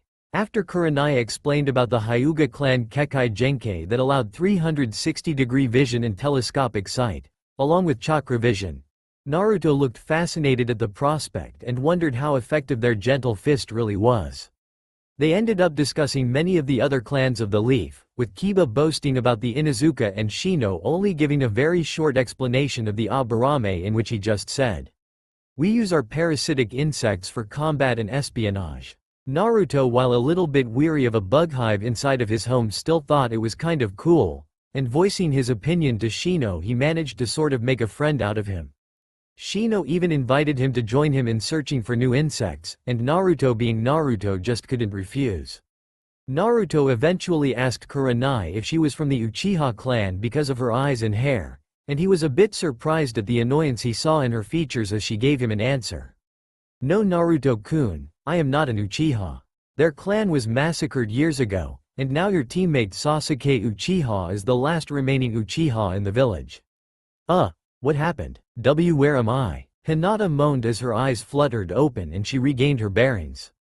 Naruto didn't know exactly what to do and so opted to just give everyone their tea and go outside, telling them he was ready when they were. Truth be told, he was exceedingly nervous around Kurenai and Hinata, as he was staring to crush on Kurenai and Hinata was apparently a pervert for him. What was he supposed to do? A few images of fondling Hinata and Kurenai at the same time while they kissed each other materialized in his head, and Naruto knew one thing for sure. Crushing down his perverted thoughts, he knew this was gonna be a long day. 4 days later, it was early afternoon at Training Ground 8, and Naruto Uzumaki was waiting ecstatic at the chance to train with his new friends. He had been training 24/7 because of his clones working around the clock, and even now his large square in-ground pool was full of training doppelganger. While it was only 5 feet deep, that was actually perfect for what he was using it for, and it wasn't swimming. During the last 4 days, he had learned the Shunshin, Hidden Mist, and Water Bullet Jutsu, but the other low were significantly more difficult. The Water Dragon actually took like 40 seals to complete, and Naruto hadn't even memorized them all yet to even try it. His water walking hadn't improved like he thought it would, but at least he was staring to get a foothold before he fell inside. Or at least his clones did. Naruto had been training his strength by wielding the Kabikirabocho and his speed by practicing Shunshin. The body flicker didn't have an explanation for its normal usage, as Zabuza must have just explained it to Haku and gave her the scroll with the instructions. As a result, Naruto didn't know that it was normally used just for simple transport, and rarely in combat. As a result, he had been using the technique as much as possible with the intent to use it in combat, which had led to more than a few hard impacts with the trees in his yard and the bamboo surrounding it. Still though, the fact that he could now disappear and reappear in a burst of speed greatly increased his ability, although his vision lagged and it took a moment to coordinate himself to attack. His taijutsu also was better after his studies, and since Kurenai had gotten him interested in genjutsu, he had bought a book on genjutsu theory that was also being studied. He had been so busy that he hadn't even read through the bingo books yet, instead choosing to use all his clones to make himself better. It was only today that he had decided to crack the books open, and he had a clone going through all the issues that Zabuza had been collecting for Kami knows how long. As everyone began to show up one by one, Naruto could only grin thinking about how he would show them just who would be the fifth Hokage. Practically bouncing around in excitement as Shino arrived, Naruto greeted his bug using friend loudly with a smile and a wave that was returned by a simple nod and stoic good afternoon. The two of them barely got to talk about fire ants, which Naruto brought up when Hinata appeared, and even though Naruto was at a loss for what to do about her, he gave her a warm greeting like he had just given Shino. And she slumped to the ground again. It was actually much worse than it had previously been. Ever since Naruto had changed outfits, she couldn't even be conscious in his immediate vicinity. A minute later, Kurenai appeared in a swirl of leaves greeting the two genin present and automatically went to check on Hinata. The only reason Naruto hadn't was because Shino had assured him her vitals were fine, and he didn't want to get close to the girl he had been having dirty thoughts about. Kiba and Ino seemed to arrive at nearly the same time a couple minutes later, and so now that everyone had arrived, it was time to get things underway.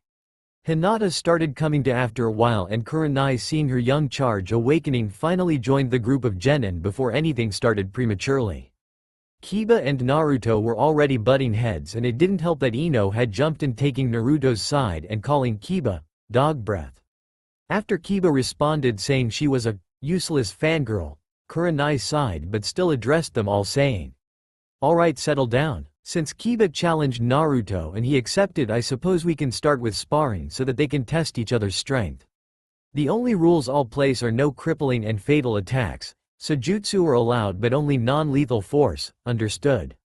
Naruto, giving a nod with a look of determination, began walking to the center of the training ground at a quick pace, with Kiba doing the same, and the Inuzuka was sizing the blonde up the entirety of the short walk with a scowl of distaste.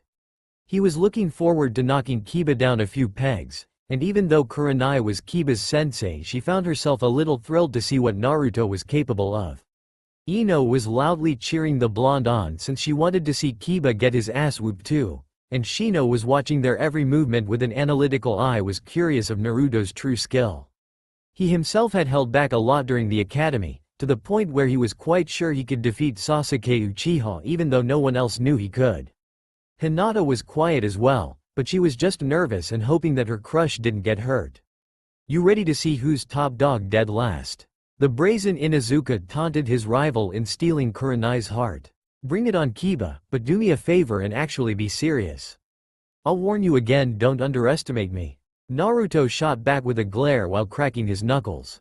"Like I need to. In fact, Akamara, go and watch while I show this loser who's boss," he declared, ordering his nin dog partner to the sideline, who gave a bark in the affirmative. No more words were exchanged as Kiba dropped into his stance by crouching down with his fingers taut, ready to use his claws, bouncing on his toes ready to strike. Naruto just stood normally, although he turned his body to the side so that he was harder to hit in his center line. Haku had repeatedly mentioned this in her taijutsu writings, since many of the targets she often went for were along the center of the body where many of the weak points were. After Kurenai gave them the okay to start, Kiba immediately dashed forward, leaping into a few swift claw swipes that came from the side and upward, and Naruto could only sidestep, sending a nicely aimed low side kick that hit him hard in his thigh. Kiba did manage to graze Naruto however, and the Uzumaki now had a scratch on the side of his neck that was shallow.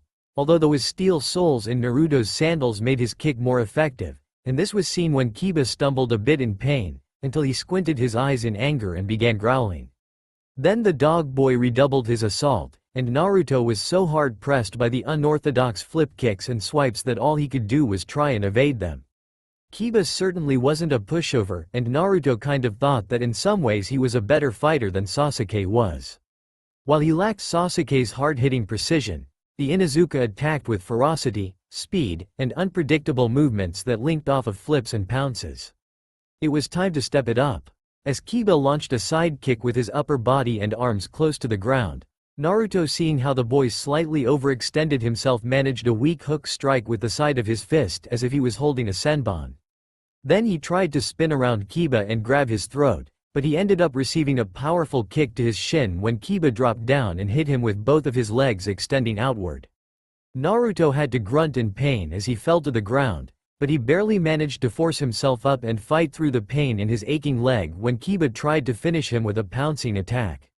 Rolling and rising at once, the Uzumaki lashed out with a kick before leaping back to regroup, but Kiba swatted it to the side and pressed forward, and Naruto's reflexes were thoroughly tested as he evaded the various swipes that came from insane angles. Now it seemed he didn't have a choice despite the fact that he wanted to stick to taijutsu for this fight, but he'd be damned if he lost in front of Kurenaihime. Kurenai narrowed her eyes at the sloppy flips Naruto used to avoid Kiba while he prepared his jutsu, and she made a mental note to tell him to improve his acrobatics as soon as possible. His movement lacked grace and efficiency, although she did admit that his taijutsu was alright for a genin. Kiba already displayed low chunin rank taijutsu, since he had been training in the Inu style his entire life. Naruto however was more like a high-level genin, with hints of chunin level peeking through every so often, and he knew how to think on his feet. As Naruto landed from his impromptu flip to the side, Kiba changed his movement to chase Naruto down. The Uzumaki had both of his hands in a half-seal with a tactic he had made the other day already in mind. As Kiba drew closer and closer, Naruto leapt back, focusing, and just before the Inuzuka landed a powerful downward claw, Naruto just disappeared. Before Kiba knew it, a team of 4 clones was upon him from all sides, and he couldn't defend himself from all the blows as they simultaneously jumped into knee strikes, knocking him down. Everyone was surprised by the outcome, especially Ino, who had begun to shout in glee at seeing the dog breath boy get his block knocked off. Kiba, for all his skill and tenacity, was pretty hurt by the pincer-type maneuver that Naruto hit him with, especially because his body didn't move with the blows since he was caught in the middle. Alright, this match is over. That was very impressive, Naruto. You did well too, Kiba, but you should have been serious from the start instead of blowing him off. You didn't even use your 4 legs technique, Kurenai told the 2 combatants. Naruto beamed at the praise and was ecstatic that he impressed his crush, and Kurenai didn't fail to see the blush that he and his clones had as they gazed at her. Maybe she could offer him a few lessons. Although, Naruto-kun, I have to say, your flipping was horrendous. You really need to work on your acrobatics, but if you want I could give you a few lessons sometime later, okay? She suggested, barely managing to stop herself from blushing because of her hidden agenda.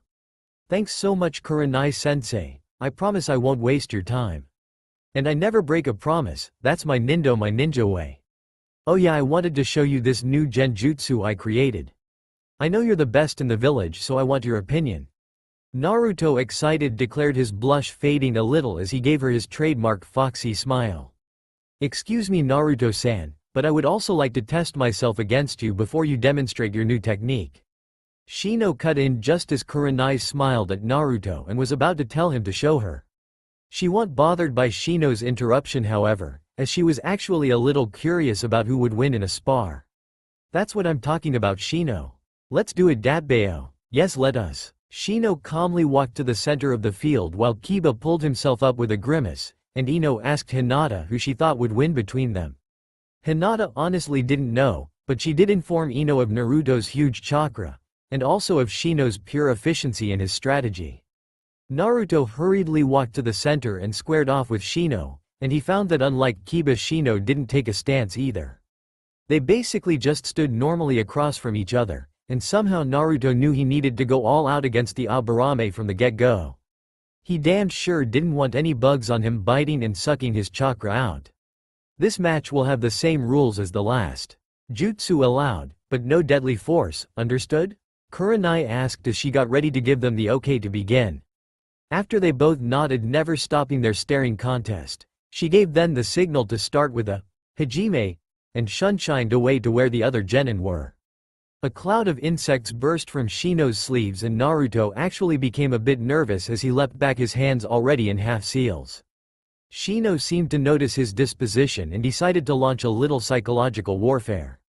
It would appear that you are afraid of my Kakaichu. Why would I think so? Because I can see the fear in your eyes. Just forfeit and I won't have to send them upon you. His menacing and monotonous voice actually did manage to shake Naruto up a little bit, but the Uzumaki schooled himself and instead gave a shit-eating grin as he began going through a few hand seals for the genjutsu he created. It was actually inspired by both the hidden mist jutsu, and the fact that in an interesting entry where Haku spoke of her training with Zabuza, she mentioned he had a chakra shroud that she could actually see.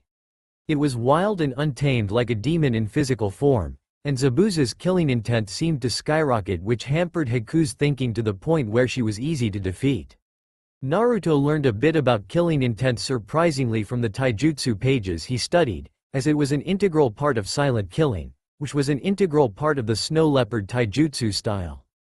And so after a little trial and error he had managed to learn how time manages spiritual energy by itself, and it only took him imagining the people who used to torment him hurting the people he cared for. Of course he had to channel a large amount of chakra for more potency, and because of his massive reserves and considerable experience in receiving hatred from others, it wasn't hard to tap into his emotional self, especially with his vivid imagination. Right now he was imagining Kurenai being hurt, and although the anger was somewhat forced, the feeling was real as he thought about what he'd do to the idiot that hurt her. And then it happened. The pressure was unbelievable. While it may have been a little weaker than Zabuza's own massive intent, that didn't mean that any genin, or even chunin, was ready to handle it. Especially a genin with a hive of insects that were instinctual and affected his disposition. As a blood-red mist surrounded Naruto and he focused his killing intent on Shino, the Aburame actually slumped to the ground trembling while Ino followed suit, along with Hinata, who fainted immediately. Kurenai even developed a light sheen of sweat, but she had felt worse before, and being a genjutsu expert she was very well versed in killing intent. Naruto's was at least mid-jonin level, and it was very intense at that. Almost like a cage, but he must not have had much experience using it. Naruto, that's enough, she declared instantly beside him as his eyes widened in fear because of what he had done. He was just trying to cause Shino to panic. He never thought that nearly everyone would collapse. Kiba only barely managed to stay alert, and he was consoling Akamara, who was whimpering and begging Kiba to protect him. For all his bravado, Kiba knew he wasn't the alpha here anymore. He was beginning to get weary of the prankster now, who knew what he was capable of. Kurenai, I didn't try to. I'm sorry. I just wanted to see if my new genjutsu would work. Her eyes widening, she asked to clarify. That's the genjutsu you created. Killing intent with that bloody mist to strike fear. I must say that I'm impressed, but I'd advise you not to use it on comrades, if you want them to still be your friends, Naruto-kun. A jonin like me can handle it, but there aren't many genin that would be unaffected by that technique, especially with the intimidation factor from the blood shroud. Nodding with a grave look, Naruto went over to Hinata and Ino because he wasn't sure if Shino's insects would attack him if he got close now. Kurenai, seeing this, went to check on Shino, more than prepared to evade his Kakaichu, and after about a minute of hovering over Ino while Kiba petted Akamaru, he finally saw her begun to wake up, looking confused before a look of terror flashed in her eyes. Naruto. What was that? Ino-chan, I'm so sorry, that was a genjutsu I made to make people afraid. I didn't know it'd affect everything around me cause I practiced by myself, and my clones never seemed to be that bad off. I guess it's because of my mission to Wave and that ninja Zabuza I told you about. Kurenai, perking up hearing his explanation as Shino woke up, decided to ask him about his mission. Zabuza Momochi, demon of the hidden mist. You mean you've heard of him, Kurenai-sensei? Naruto asked as Hinata began to stir. Have I heard of him? That man is practically a legend. He slaughtered his entire graduating class before he even entered the academy. To me that's like Itachi Uchiha single-handedly murdering the entire Uchiha clan. For you to have faced him in combat and still be breathing is a blessing, Naruto-kun. The Uzumaki could only nod, knowing full well why Zabuza actually killed everyone that fateful graduation, as his older sister had been raped and slaughtered by the boy she thought loved her. If Haku hadn't spoken of it because it helped steel her resolve to kill, then that tidbit of information would have made him a bit more apprehensive about Zabuza and his humanity. Instead though, it only strengthened his own belief that something needed to be done in the bloody mist, and he'd be the one to do it. As Naruto explained more about his first C-rank turned a rank mission to his intrigued and amazed listeners, Kurenai perked up, just before Kiba and Shino did at the same time. Naruto heard around the same time as Kiba, the distinct sound of footsteps crushing leaves at a quick pace. Someone was coming. No, scratch that. 3 or 4 people were coming swiftly. After a few moments in which everyone awaited with curiosity, it was surprisingly Hinata who spoke first as the shinobi that came from the tree line was recognized by her. Neji-san. He hardly even acknowledged she was there, instead staring intently at the yellow-haired Uzumaki who was wondering who he was. "You there, who are you?" asked a brown-haired Hyuga prodigy as he ignored his pathetic cousin and stared intently at the blonde he had seen from several kilometers away. Not only did he see the Uzumaki with the astounding visual ability of his Byakugan, but he also saw what happened to the genin that were gathered in this training ground. While normally he may have not interfered, the fact that Neji himself had felt the killing intent, along with his desire to protect the Hyuga honor, couldn't be ignored. His cousin Hinata had fainted just like the coward she was, and Neji wouldn't tolerate her making the Hyuga clan look weak. Because by proxy that would make him appear weak as well. The name's Naruto. Naruto Uzumaki, the future Hokage. That you can believe. Who are you? Scowling at the blonde, he decided this Naruto had earned the right to know his name as well, not that it would help him. I am Neji Hyuga of the clan Hyuga. You say you wish to be Hokage Uzumaki?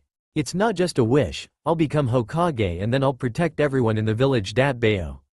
Naruto responded cheerfully. The blonde's cheerfulness would quickly be eliminated however, as Neji spoke his next words while the Hyuga's teammates listened to the conversation. Preposterous. The only ones who will become Hokage were those who were fated to do so the day they were born. There is no escaping fate, and if you weren't so naive then you would know that out of thousands upon thousands of shinobi, only a handful ever become Kage. And how do you know what my fate is? The last I checked you weren't Kami. Naruto spat, becoming enraged within seconds. Who did this guy think he was? Even so, I know you won't be Shadow. I've seen how you foolishly go about pranking and acting childish like an imbecile. You probably won't even make it to Jonin. Neji callously stated with his smooth voice, infuriating Naruto further. This guy was about 10 times worse than Sasuke ever was, and Naruto had only met him a minute ago. If you've seen my pranks, then you would know that I regularly escape from the Anbu Black Ops, and I've been doing it since the first year in the academy. Being shinobi is about stealth, so if you're saying I lack ability then prove it to me here and now. I'm more of a ninja than you'll ever be, asshole. Neji actually looked gobsmacked for a moment, which caused Naruto to smirk in victory at his logical words. The Hyuga's expression changed into that of unbridled rage, and no more words were exchanged before Neji dropped into the gentle fist stance, just as a tall spandex-wearing man with a bowl cut and huge eyebrows appears between them. Neji, your attitude is very unyouthful, and I won't allow this behavior or any harm to fall upon my eternal rival student. Now let's get back to our training ground so we can stroke our flames until they blaze as hot as the sun. Eternal rival? Naruto asked, wondering what the hell this creepy man was talking about. Yes, my eternal rival and your sensei, Kakashi. He hasn't mentioned me to you. No. Well, I am Konoha's beautiful green beast, the one and only Might Guy. Kakashi and I have been rivals as long as I can remember, and I'm ahead of him in our contests with a score of 50 wins and 49 losses. Now Naruto could only look at the energetic man, completely awed with stars in his eyes, remembering how Kakashi had overpowered Zabuza on the bridge near the end of the battle with those vicious backfists. If this guy was stronger than Kakashi-sensei, well damn. Still though, he wanted and needed to teach this Neji a lesson in manners, and his scowl returned in full force. He told Guy. That's awesome, Guy. I'll tell sensei I bumped into you. We were all just sparring here anyway, so please let me fight against Neji. I can take care of myself. Smiling brighter than humanly possible with a twinkle on his teeth, Igo gave Naruto the thumbs up and loudly declared. How youthful of you to be training with others besides your team, young Naruto. I'll allow you to spar Neji, but deadly force is strictly prohibited. Let me make it clear beforehand so you'll both know. Nice, give me your word you won't try and kill each other and I'll let you begin. Looking Guy directly in the eye, Naruto promised, even telling the Jonin his Nindo like he had done earlier. Neji immediately nodded and promised as well, although he coldly stated that killing a failure like Naruto would only soil his hands. And just like that, the genin rivalry of the century had intensified even more, and no matter what, Naruto vowed to tear Neji a new one. As he and the Hyuga quickly walked to the center of the training ground, glaring the entire way, Naruto could faintly hear the discussion that the spectators were talking about. They were trying to seduce who they all thought would win, and it was Ino and surprisingly Kiba who had Naruto's back the most. At least as far as who they thought would win. Neji's teammate Rock Lee seemed to consider that Neji may not win because of the information he got from Ino and Kiba, who were both clan heirs. Shino didn't say anything at all, but he clearly was paying a lot of attention to Naruto's every twitch as the blonde took position. Neji's other teammate Tenten was adamant about Neji being the top genin in the leaf, and so Naruto resolved to just prove that wrong with his fists. Are the both of you ready? Guy asked, observing them both closely, especially Naruto. As the two enemies both nodded, prepared for combat, Guy signaled the start and disappeared in a burst of speed, arriving next to the other spectators before they could even blink. Guy wasn't the only one who disappeared, however, as Naruto's body flickered away since his hands had already been in the half-seal for Shunshin and the half-seal for Shadow clones.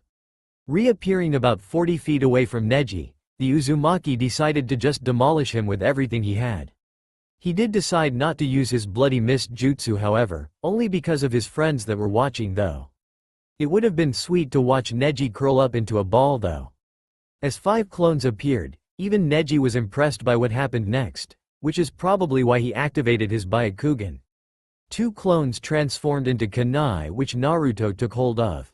The other 2 transformed into crows, flying towards Neji, just a little jerky in their technique.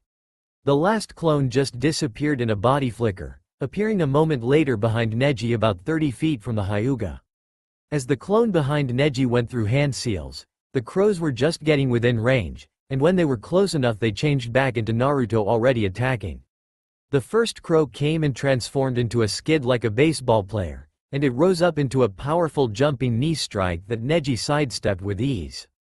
The other crow came from above and to the side, transforming, already coming down in a strong roundhouse kick aimed at the Hyuga's skull. Ducking under the assault, the jumping knee clone used the other clone's back to jump into 2 spinning straight kicks, but it was dispelled by the swift kick that Neji unleashed to intercept it. As Neji assaulted the second clone with a flurry of palm strikes, he only narrowly escaped the shaky water bullet that grazed his shoulder, causing Tenten to gasp in shock as Naruto actually landed a hit. Byakugan. And so Neji was now serious, no longer simply looking down at Naruto as a failure. No, Naruto was worse than a failure. He was a fool who thought he could defy fate, but that would be fixed very soon. His water bullet clone a bit drained because of his poor chakra control, the doppelganger charged with its hands in half-seals, causing Neji to examine its approach with shock. Then the clone disappeared in a flicker, reappearing in a poof of smoke as 2 more clones appeared beside it as it led the assault. Naruto stood by and observed, holding his kunai clones as Neji tore through their clone attack, using his fingertips to jab the outstretched arms and legs of his clones when they tried to land hits. So he attacked the arms as well. That wasn't good. Naruto could see that beating Neji wouldn't be as easy as Kiba, no, not at all. But it was possible. The thing was, he couldn't use smoke to obscure his vision like he did with Sasuke Teme, and he didn't want to just overrun him with clones, although that was an option. He could probably end it right away if he used his bloody mist jutsu, but his friends were around and he didn't want to scare them all off. Especially when Kurenai just told him he shouldn't use it on or around comrades. Even if he shunshined, Neji was too swift and he'd be caught during the brief moment when he balanced himself.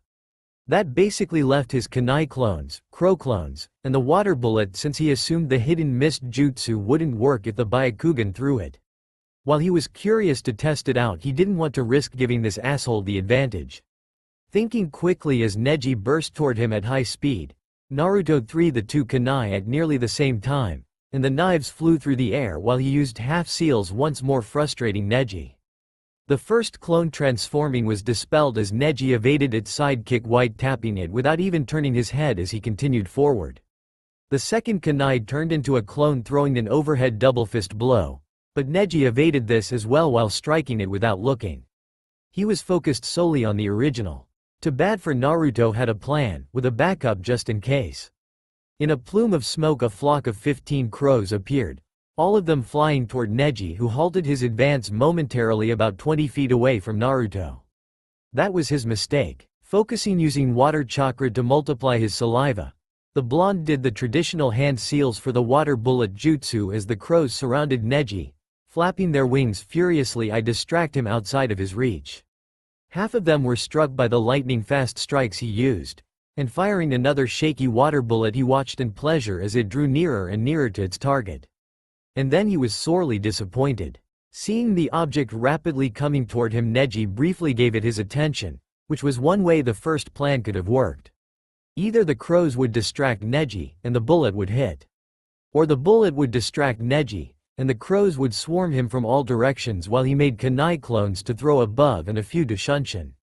As Neji spun his body around the water bullet, the crows instantly were upon him, but the problem was that they were blind because of the smoke from their own transformations. Neji didn't have that problem. The aggravated Hyuga was brutal and flawless in his decimation, sending flurries of strikes in all directions as he turned his body. All of the clones were annihilated, and Naruto frowned as he lost sight of the Hyuga inside of the smoke cloud while he used half-seals again. He was suddenly forced to leap away when Neji capitalized on the smoke cloud, and threw a brace of shuriken that would have sunk into his torso had he not dodged. Now everyone was getting nervous because of what could have been a deadly blow, although the Jonin reserved judgment knowing that the shuriken weren't aimed for the head, and even had they hit, more than likely it would have been non-lethal. Still, it was getting intense to be a genin match. This was more like between Chunin at the Jonin exams. As Naruto rose from his roll after leaping away from the shuriken, he found Neji swiftly approaching at speeds formerly unseen during this bout, and he knew it'd be over unless he did it. How he didn't want to have time do it. "You are within my field of divination," the Hyuga prodigy declared as his stance lowered and his white eyes shined a bit. "Forbidden technique," Naruto darkly declared as a plume of smoke surrounded the two of them, and then everyone present was dumbfounded by what happened next. Neji was sent rocketing away in a jet of blood that exploded from his nose, and his airtime didn't end until he collided painfully with a tree trunk. Lee and Tenten's jaws hit the ground immediately, and even Guy looked like he thought he was seeing something that wasn't possible.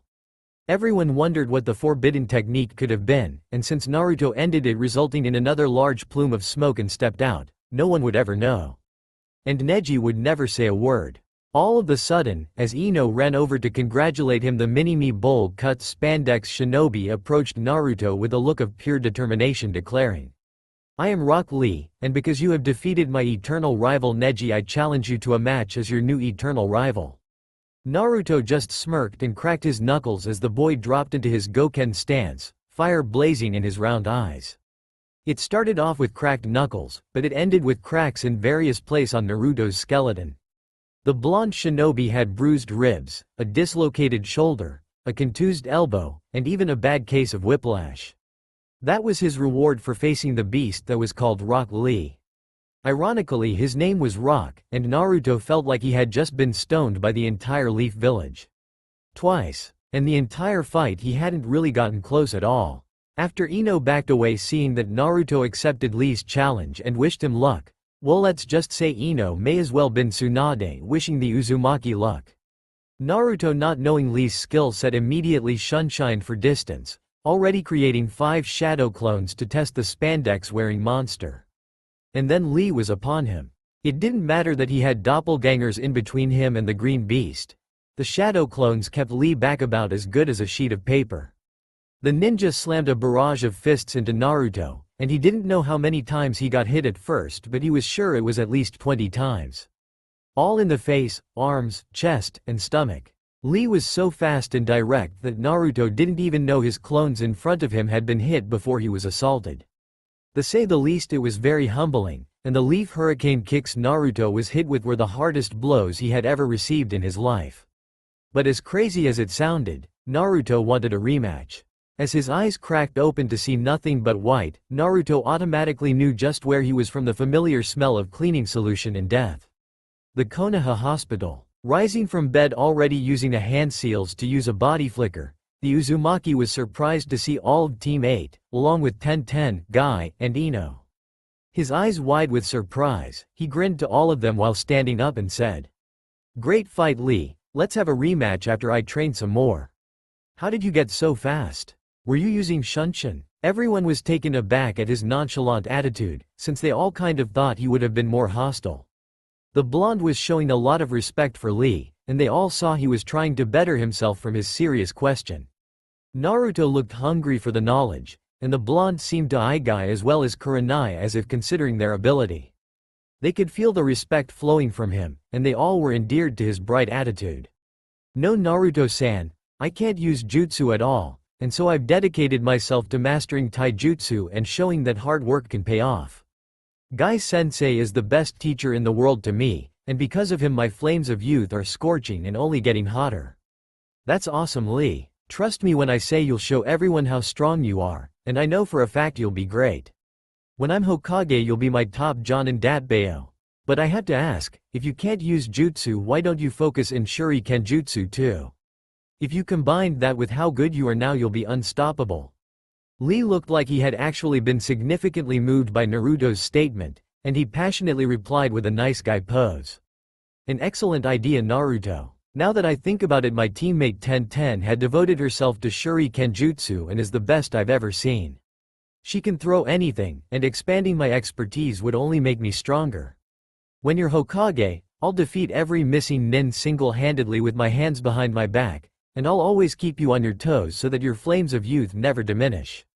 Well, when I'm Hokage there won't even be any missing nin because I'll have already beat all of them without even leaving the village.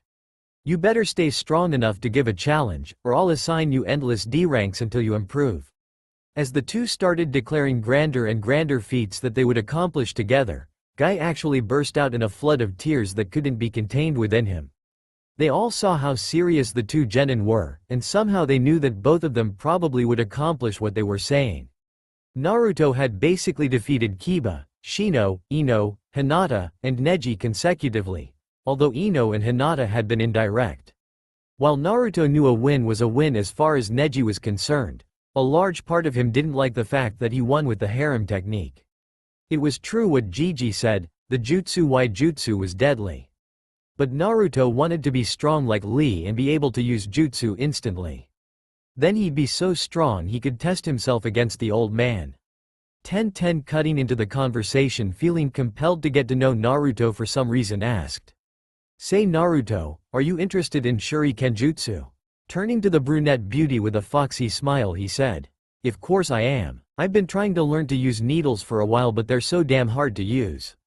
"Are you any good with them, Tenten-chan?" He got his answer when a needle suddenly appeared in her hand out of nowhere, and he barely saw her hand move before it was sticking directly out of a mosquito that had just flown in the window. Naruto was completely enraptured by her skill, and no one failed to see the slight blush he had when he asked her with puppy eyes. "Tension, won't you please teach me, pretty please? I know, I can be a moving target for you by using my shadow clones, and I can work on dodging while you teach me how to throw. How about it?" Watching the bun-haired girl while he failed to see the hint of jealousy coming from every other female in the room, Naruto nearly started bouncing around in happiness when she said, "Let me think about it. Yeah, this is great, it's exactly what I've been needing. Maybe you could help me pick up my weapons after we train. It's always such a hassle that I haven't been using my best techniques all the time." The Uzumaki thought Tenten had a familiar aura about her, like he already knew her and he didn't really know why. He just knew that she was pretty cute, and he found himself wondering what she looked like with her hair down. "Awesome, let's get started as soon as possible if you can. Maybe we can do it around the time I meet with Kurenai-sensei and get my lesson." I can't wait. Hey Kurenai-sensei, when do you want to meet anyway? The red-eyes Jonin found herself very happy Naruto remembered her offer and she quickly told him with a beautiful smile that could kill.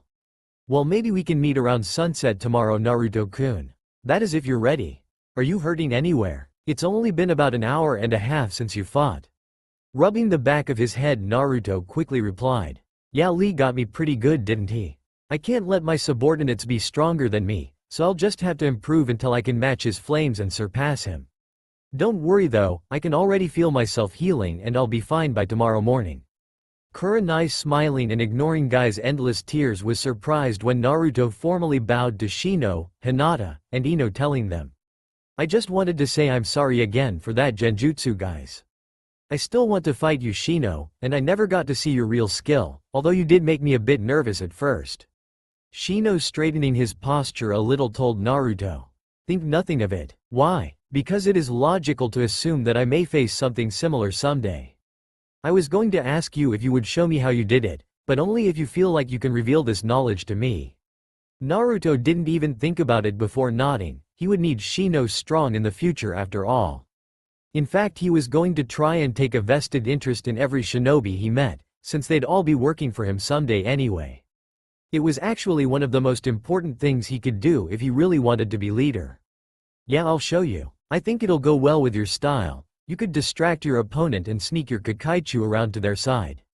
It could work well with you too, Kiba. Hey Guy, can I ask you something? Well, 3 things.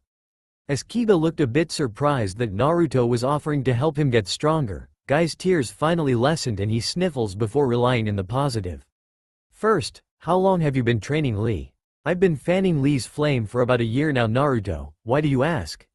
It's just, Kakashi-sensei hasn't really taught me anything other than tree walking, and he only did that so we'd survive our last mission. My other questions are, what is that taijutsu that Lee used, and I want to know how I can get that fast. I'll work hard, I promise, and I won't bother you. I just want some pointers so I can train myself. I'm used to looking after myself anyway since I'm an orphan. There was an uncomfortable silence in the hospital room for a few moments until Ino exclaimed.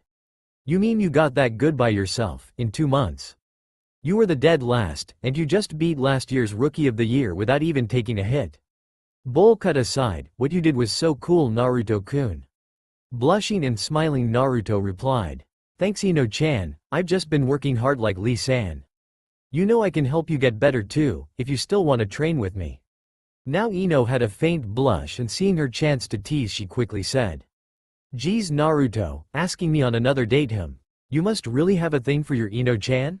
Naruto couldn't deny he was turned on by the look she gave and her tone when she spoke, and the boy was only saved when Guy spoke up. Ah, such is the youthful flame of love. About your questions Naruto, the taijutsu is called Goken, the strong fist. As far as speed, I just suggest you pick up some weights and train yourself to the maximum. Lee and we do hundreds of laps around the leaf in the morning as a warm-up, and then after a small snack we get to the good stuff.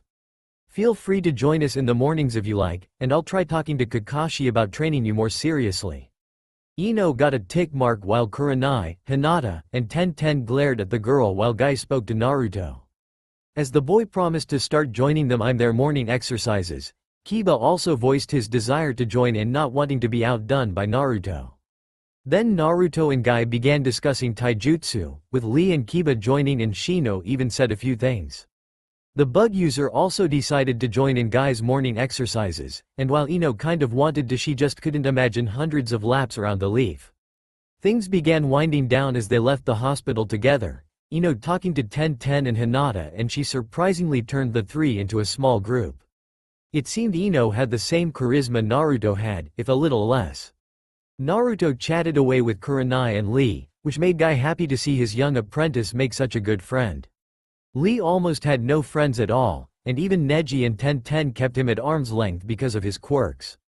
Naruto didn't care, he just respected the boy's strength and was humble enough to ask for help and even give advice. After denying Ino, Ten, and even a curious Shino information about his forbidden technique, with a sweat drop present, Naruto invited them all to eat Chiraku ramen, saying it was all in him. He was disappointed when Guy said he needed to train his team, much to Ten's chagrin and disappointment. The bun-haired girl hadn't really gotten to talk to Naruto much, but she resolved to get to know him when they trained the next day. Kurenai also said she needed to get back to training her team, especially after seeing Guy's team in action. Naruto was a bit depressed when she told him to rest up instead of joining them because of his injuries, but he brightened up knowing he'd see her the next day. She even said she'd go to Ichiraku with him before her lesson. That just left Ino, but as if by some act of kami, one of her family members found Then on the way and said her father was looking for her. Now it seemed he was on his own. After deciding to just shunshin there, he arrived a few seconds later in front of the stool that all but had his name etched into it. Naruto-kun, is that you? How did you do that? And, nice clothes. Looking into the familiar brown eyes of his older sister figure Ayame Ichiraku, Naruto gave her his biggest brightest smile and answered. Hey Ayame ne, it's a ninja thing, but I can show you sometime if you want.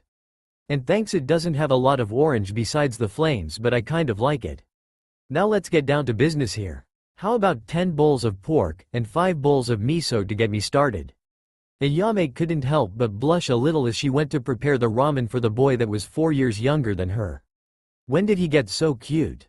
Was it really just the clothes? Naruto seemed a little different somehow, like he had grown up suddenly and was more of a young adult than the boy she was used to. Maybe it was just her imagination. Still, the black shinobi outfit and the white cloak with orange flames looked good on him. Really good. And the headband to the side sort of accentuated how unorthodox he was. Naruto was Naruto. After a few minutes of preparation, Ayame brought Naruto a few bowls to find the ryo already on the table with a generous tip. And Naruto scarfing his favorite delicacy down, she went and made the rest and kept them coming. She really didn't know where he put all of the noodles, but she was always glad to see how much he lived her cooking. As Naruto began digging into his last bowls, he suddenly stopped eating when he noticed something. Something troubling. In all the years that he had come to his favorite eatery in the Leaf, he had never seen any other customers besides Iruka and Gigi. And that was only because they came here with him. A grim expression began to surface on his face, and Ayame, who was watching him closer than she normally did, immediately noticed and assumed the worst. Naruto, is there something wrong with the ramen? Dad's not here right now and he's getting ingredients, but I don't think anything was wrong with the meat. No, that's not it, Ayame ne. It's just, I know I'm not the most liked person in the village, and I've never seen anyone here besides me. I think I've been bad for your business, and you're one of the most precious people in the world to me. Tucci too. You guys gave me food to eat when I couldn't go anywhere else, and I've been hurting you without even knowing it. Ayame's shocked look of recognition and horror instantly answered Naruto's unspoken question, and he knew he was correct in his assumption. He really should have known better. If the village hated him enough to vandalize his old apartment and deny him necessities to live, then they most certainly would take measures to put Ichiraku's out of business. The only saving grace for them was probably that Naruto or so much ramen they could scrape by. Well, he'd be damned if he hurt them any longer. Naruto, don't talk like that. It's not your fault, and me and Dad have always loved having you around. Her words seemed to shake Naruto blonde from his thinking, and Ayame was about to continue when the Uzumaki just up and vanished. And he left multiple bowls of untouched virgin ramen noodles. Now she was worried sick about him, and tears even found themselves in her eyes before she was surprised for the third time that day by her favorite customer. Or only customer. As Naruto appeared with a scroll and placed it on the counter, the ramen girl looked a bit confused until he pressed a hand to the symbol in the center and she jumped back when it seemed to explode. Then the smoke cleared and Jaws went through the floor at the pile of ryo that seemed to have an otherworldly glow around it. Naruto, how much money is that? Quote, I didn't count it out, but it should at least be enough to let my family live it up. Don't worry, being a shinobi has its perks. I love you, Ne-chan, and I won't hurt you anymore. That's why I'm gonna tell everyone that you guys have stopped dealing with me. Then you should get more business. Naruto, we can't take your money, and Ichiraku wouldn't be Ichiraku without our favorite blonde around. What money? All I see is a large tip for the food of the gods. Naruto declared, smiling. Ayame just stood and stared at the boy for a while, before a large grin plastered itself on her face and she came around the counter and hugged the surprised knucklehead. As she went to kiss him on the cheek, however, he turned his head at just the right moment and their lips met instead of the intended cheek contact. It didn't last long at all, But Naruto nearly had a heart attack as he felt his insides warm up like a fire jutsu had went horribly wrong.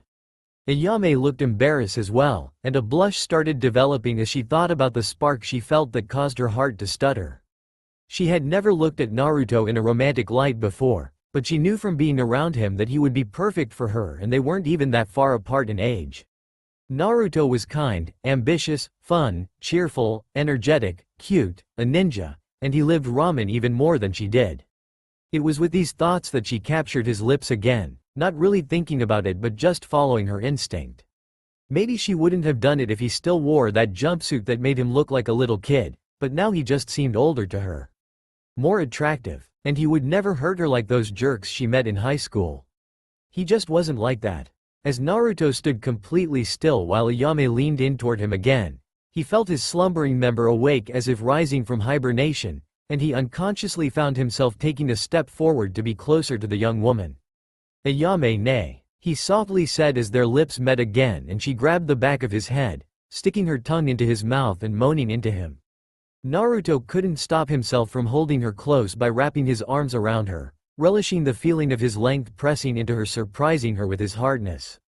Things suddenly got steamy in Ichiraku's as ramen bowls were shattered on the floor, Naruto and Ayame leaning against the counter moaning and sloppily making out. Their session was abruptly put to an end, as they leapt off of each other hearing sacks of raw ingredients being dropped when Ayame's father walked in the stand. The man's mind seemed to shut down as he beheld Naruto of all people, Frenching his precious daughter on the fucking counter. Suddenly the bloodline purges weren't so far away anymore, as he felt a familiar sensation coursing through his veins like fire as his eyes hardened and his body tensed. "Naruto, what are you doing to my daughter?" The blonde never got a chance to answer before the enraged father was in front of him, and Naruto barely managed to leap away in terror before the bowl of ramen and a considerate portion of the counter was pretty much atomized by the burst of chakra that shot from the ramen chef's hands. Flickering away looking like the Shinigami had just busted into the room, Naruto's first thought was how he probably could never come back to his favorite place in the leaf. "Dad, what are you doing?" "Damn it, I kissed Naruto, he didn't do anything. Look at what he did for us."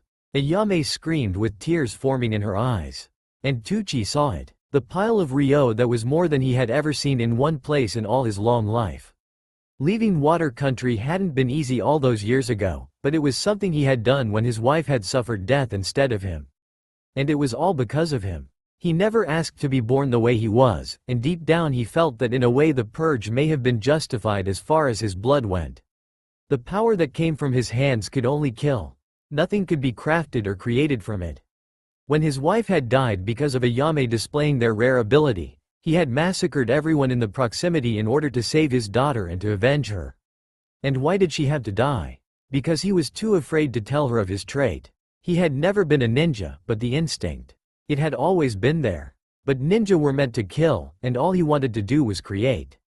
That was why he loved making ramen so much, and that was why he sympathized with Naruto Uzumaki even though the boy drove away all of his business. That was why he saw Naruto as the son he never had. And he had just tried to kill him with his cursed hands in his foolish bout of anger. As Ayame explained everything that had just transpired, Tucci knew he had just made a huge mistake. He already knew Naruto would make a great husband for his daughter, as he had known the boy for most of his harsh life. If Naruto could withstand all of the hatred the villagers gave him and still remain so strong and kind, then he definitely had the patience to deal with his daughter's quirks, which were something that seemed to be in the blood. He hadn't felt this guilty since his wife died, and staring at the Ryo while his stormed off, he prayed to Kami that he'd get the chance to apologize. Maybe he could see the Hokage later, he was close to Naruto after all. As Naruto appeared in his apartment suddenly, all the clones that were reading through the bingo books like fiends suddenly looked up to him with peculiar expressions before dispelling. Coughing as the smoke entered his lungs, Naruto made a mental note to eliminate the smoke from the technique, as well as his transformation.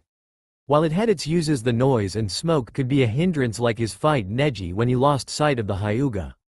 The memories rushing back to him, Naruto's eyes widened as he fit the information he had been waiting for his entire life. And he was angry. Flickering away once again, a few moments later he reappeared in front of the Hokage's desk, already slamming his fists down as Enbu surrounded him with swords drawn the same instant. Damn it Gigi, why didn't you tell me about her? Naruto screamed at the top of his lungs with a dangerous glint in his eyes. The Hokage, for all his prowess, was actually a bit shaken by the raw emotion Naruto displayed, his blue eyes watery with confusion and looking betrayed.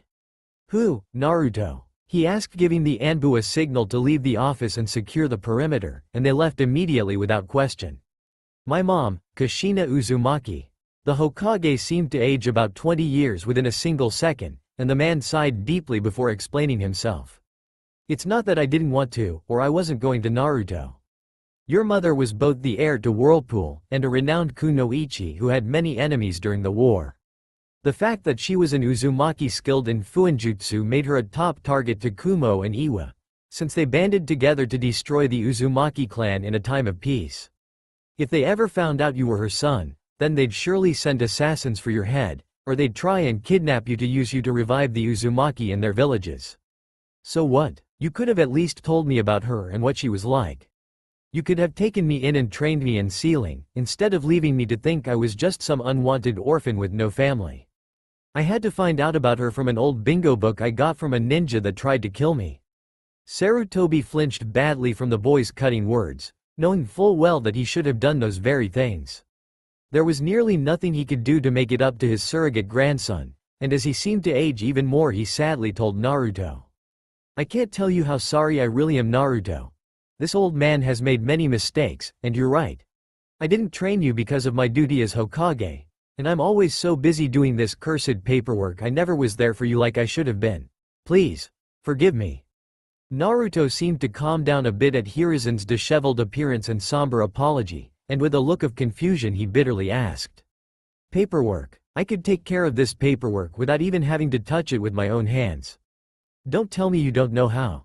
Instantly the Hokage leapt across the desk with a look of desperation as he grabbed Naruto's shoulders, taking in his changed appearance and instantly being reminded of how Minato always was able to defeat the bane of his existence. Apparently Naruto knew the secret as well, and using his version of the puppy eye no jutsu, the Hokage begged him. You know how to kill these papers. I'll do anything, just please tell me how. Taken aback by the abrupt display of insanity, Naruto quickly turned this to his advantage with a peculiar look and replied. Anything you say, anything, just tell me and it's done. As the last of the Uzumaki slowly made his way to meet up with his Jonin crush Kurenai Yuhi, he couldn't help but notice the different responses he was receiving from the usually apathetic villagers. He had just came from his first training session with his fellow genin kunoichi Tenten Higurashi, or Tenshin as he called her. The few hours that they trained were very enlightening to Naruto, as he learned that the girl truly was the best of the best in the art of Shuri Kenjutsu. And learn he did. Tenten's weapons fetish transcended the bounds of sanity, as once she was able to finally cut loose, Naruto had never seen his shadow clones so terrified in all his occasions of using them. Even Zabuza's killing intent failed to compare with the madness she unleashed from her sealing scrolls, and her laughter while slinging blade after blade would permanently be etched into his memory. Other than that, she was pleasant to be around. He had managed to correct his throwing form a little, although he was far from even being able to throw a single senbon needle in combat. Tenten had actually suggested he give up trying to master senbon, and instead focus on the much easier usage of shuriken. After hearing her reasoning, he decided to listen and learn to throw shuriken better first, but he damned sure wasn't going to give up on throwing needles. It was something to remember Haku with, and the fact that it was more difficult than both using shuriken and kunai added an alluring challenge that he couldn't ignore. Besides, if he could aim a tiny needle precisely, then his aim with deadlier weapons would also be spot on. While they mostly trained, Naruto did get to know her a little, and he found that she did indeed have a lot in common with him. Particularly her love and devotion to the ninja arts, and her strong interest in sealing jutsu. They'd be meeting again tomorrow at the same time, and he definitely was happy to have the opportunity to bond with her some more. Earlier that morning the old man had asked him a lot of questions concerning his skill and goals, and afterward the Hokage gave suggestions while creating a new training regimen for Naruto. Tomorrow morning Gigi would be applying a resistance seal to increase Naruto's speed, and the old man certainly had some interesting techniques that he would be taught. Mainly the chakra shield technique, a skill that utilized the principle of tree walking for defensive purposes. The blonde thought he understood the mechanics behind it, since he could vividly remains failed tree-walking attempts that ended up propelling him away instead of making him stick with chakra control. It was basically the opposite of that, and it would be projected around the entire body instead of just the feet. The Hokage also would be assisting Naruto in creating a Kenjutsu style for the Kabikirabocho, and he would even be helping Naruto learn to synchronize with his new summons animals, the hyenas. The Uzumaki still hadn't summoned yet because he had been pretty low on chakra because of using so many clones to train all the time, and after trying once the previous say he passed out from exhaustion. It was amazing how things had turned around for him so quickly, and gauging by the looks he receiving even the villagers were seeing him in a new light. Especially the women. If Naruto had to guess, he'd probably say it was because of his new look which was strikingly similar to the fourth Hokage, his father Minato Namikaze. He had mixed feelings about the man that had sealed a demon into his own son to protect the Leaf Village, but even still he was happy he at least knew who his dad was. And he was the man he had looked up to the most while he was in the academy. The villagers seemed to see the close resemblance, and while a few were too shocked to even speak, a few of the more vocal ones had seemed to think that demon was invoking his image, as they so eloquently put it. But the ladies, well, even Naruto had begun noticing the looks he was given were those of lust. And as stated before, he wasn't the sharpest knife in the drawer, but he was getting better. Regardless of all the attention he seemed to now effortlessly be getting, his mind was on his goal. Yagura. After being shown the Three Tails Jinchuriki's picture, Naruto couldn't have been more surprised at how young the Mizukage was, and learned that he was both the youngest Kage in history and the only Jinchuriki Kage in history. And so the one-sided grudge had deepened into something that couldn't be described with mere words. Only bloodshed would suffice. Yagura had spat on everything that Naruto had dreamed of, and therefore had offended Naruto more so than even Neji could ever hope to. That was what drove him to get stronger now, and so even while he himself slept he had clones out and about training or studying. Finally arriving at training ground right as the evening sun descended behind a beautiful orange-tinted cluster of clouds, Naruto briefly wondered if Shikamaru was watching the cloud formation as his instructor in acrobatics sauntered to where H was waiting. He only barely restrained the gasp as he took in her appearance, the dimming light seemingly to glow around her as if it was a genjutsu. There was no way she could have been that gorgeous naturally, and yet there she was in front of him. A humongous blush appearing as Kurenai made herself known, Naruto tried and failed to suppress it and just opted to greet her with his biggest foxy smile. "Hey Kurenai-sensei, it's good to see ya didn't forget about me. It's beautiful out, isn't it? I mean, look at all that orange." Kurenai couldn't help but blush, catching what Naruto was about to say before he caught himself and changed the subject, and she examined the sunset as he was doing, since he seemed to be trying to avoid staring at her. She wouldn't have minded if he did stare, no, not at all. "Hey Naruto-kun, it's good to see you too, and how could I forget about my favorite genin in the leaf? I swear when you pranked the entire Hyuga clan and scattered their underwear around the village, I never laughed so hard in my life." Recalling that legendary incident made the blonde chuckle in nostalgia, and after the two made small talk about a few more of his infamous pranks, he decided to tell her. "Say sensei, I know I said I'd treat you to Ichiraku ramen, but I was thinking we could go somewhere else instead. Maybe you know a good place." She only barely caught the tinge of sadness that he let slip as he mentioned Ichiraku's, but since she was aware of the treatment he received around the leaf, she decided not to push. Besides, she had the perfect tea spot for them to go to after her lesson, and she was sure he would enjoy himself. "Actually, I know a perfect place for us to relax at, Naruto-kun. Now are you ready for our first lesson?" Seeing him nod, she inwardly smirked and started things off by telling him stretch, being sure to give him a thorough demonstration by arching her body as if about to flip backward on both hands. While Naruto vehemently opposed perverts and unusual denied any thoughts from festering, the sight of Kurenai bent over backward was enough to nearly make his nose gush his precious red life fluid. A tent made itself present in his pants almost instantly, and now he found himself in a debacle. If he bent over backward as well, it'd be the most conspicuous embarrassing thing ever, as he was sure that the Jonin would take notice.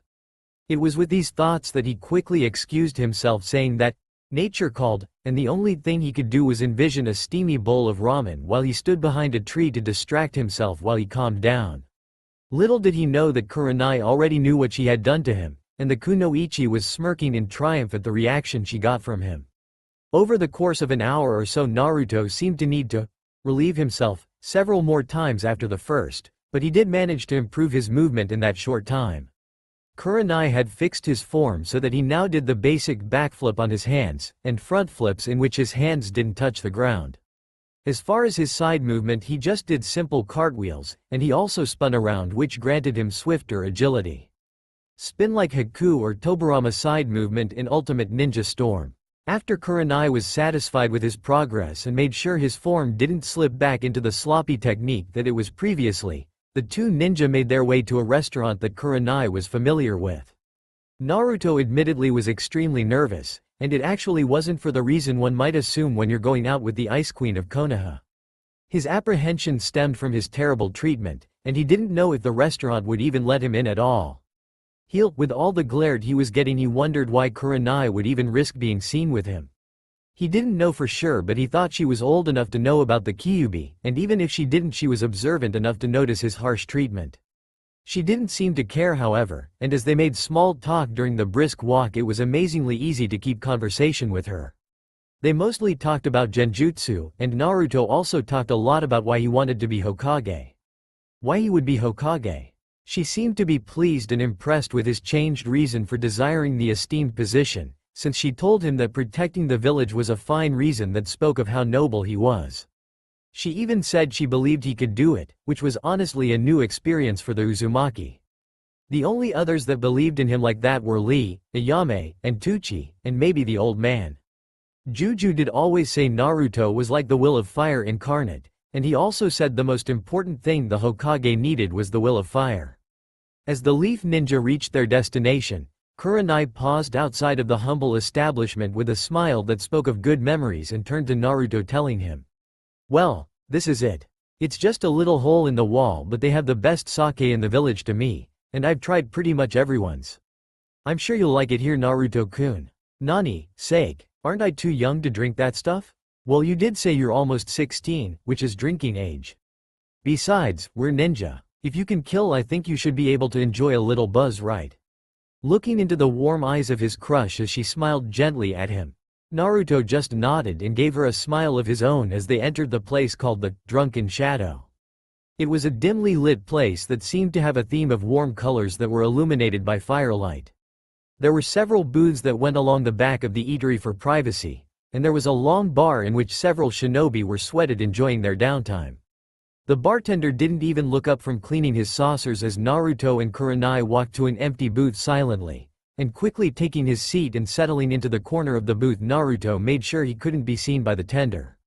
He just wanted to blend in and relax for once, and thankfully nobody seemed to distinguish him, most likely because of his changed appearance. He did look very different than when he dressed in that horrendous tracksuit after all. "Wait here and I'll be right back, Naruto-kun. Now let me see what to get." As Kurenai left talking to herself, considering what kind of liquor she'd get them, Naruto couldn't help but watch her switch and admired her beautiful legs that could have belonged to a goddess. It didn't take her long at all to score some of her favorites, and since it was Naruto's first time, she made sure to get a few different varieties that she had loved from her prior experience in wine tasting. "Here, try this, Naruto-kun. It's honey sake and one of my favorites. It's actually a hobby of mine, tasting wine, that is. Nothing like a bottle of hot sake to loosen you up and get rid of stress. Drink up, K, but not too fast. Pace yourself." "Okay, sensei. Do you have any other hobbies?" Naruto asked as she poured him a saucer and then pouring herself one as well. "Enough with the sensei talk, Naruto-kun, just call me Kurenai, you hear? And besides trying new wines, I like to draw and listen to music. What about you?" "Well, I love gardening and pranking, of course, but now that I'm a shinobi I kind of left pranking behind. It'd still be funny to get the Anbu though. I was thinking of dyeing their outfits hot pink and sprinkling glitter on them, but I haven't gotten around to it yet, haha." "So you like music, can you sing? And I'd like to see one of your drawings sometime." After a while of chatting and drinking, Naruto began feeling the buzz since he acquired a taste for the sake. Especially the honey sake. He ended up giving Kurenai a healthy amount of ryo to buy more of it, and the lightheadedness of being inebriated gave him a happiness and warmth that was only strengthened by being with Kurenai and getting to know her better. But all good things must come to an end. "Oi, you wanna touch, huh? Well, how about I touch you instead, bastard?" Suddenly a man of at least 200 pounds was tossed across the drunken shadow like a rag doll, and what was truly ponderous was the fact that no one seemed to give a shit. It was like it was a normal occurrence, and trying to see what the commotion was all about, Naruto examined the woman closer while expecting her to be ejected for her disturbance. She had purple hair in a spiky ponytail, a tan trench coat, and she wore a mesh bodysuit with an orange miniskirt that didn't hide any of her impressive bust. As far as the restaurant went, Naruto was immediately reminded of that bar scene in Star Wars when Obi-Wan killed that alien and everyone stared for a second, then just turned back around like nothing happened. Nobody even tried to help the poor bastard she demolished to the hospital, and Naruto could have sworn he saw a bone broken under the man's skin due to the unnatural angle his arm was bent in. All of this happened within a few seconds, and Kurenai had nearly made it back to the booth before the woman seemed to recognize her with a large smile. Kurenai, for all her ability as an elite jonin, looked absolutely horrified for some reason. "Hey Night-chan, what's up witcha?" Inwardly cursing her luck since Anko saw her despite her trying to use the booth as cover, Kurenai greeted her best friend and fellow kunoichi Anko Mitarashi, who somehow had pulled a stick of dango out of thin air and ate it in one nutritious even chewing. Then, to Naruto's horror, along with several other males in the vicinity, she chucked the skewer, sinking it into the unconscious man's groin without even looking. Hearing the pained moan, Naruto winced, as did several others, and Kurenai, seemingly unaffected, just sighed and closed her eyes incredulously at her friend's behavior.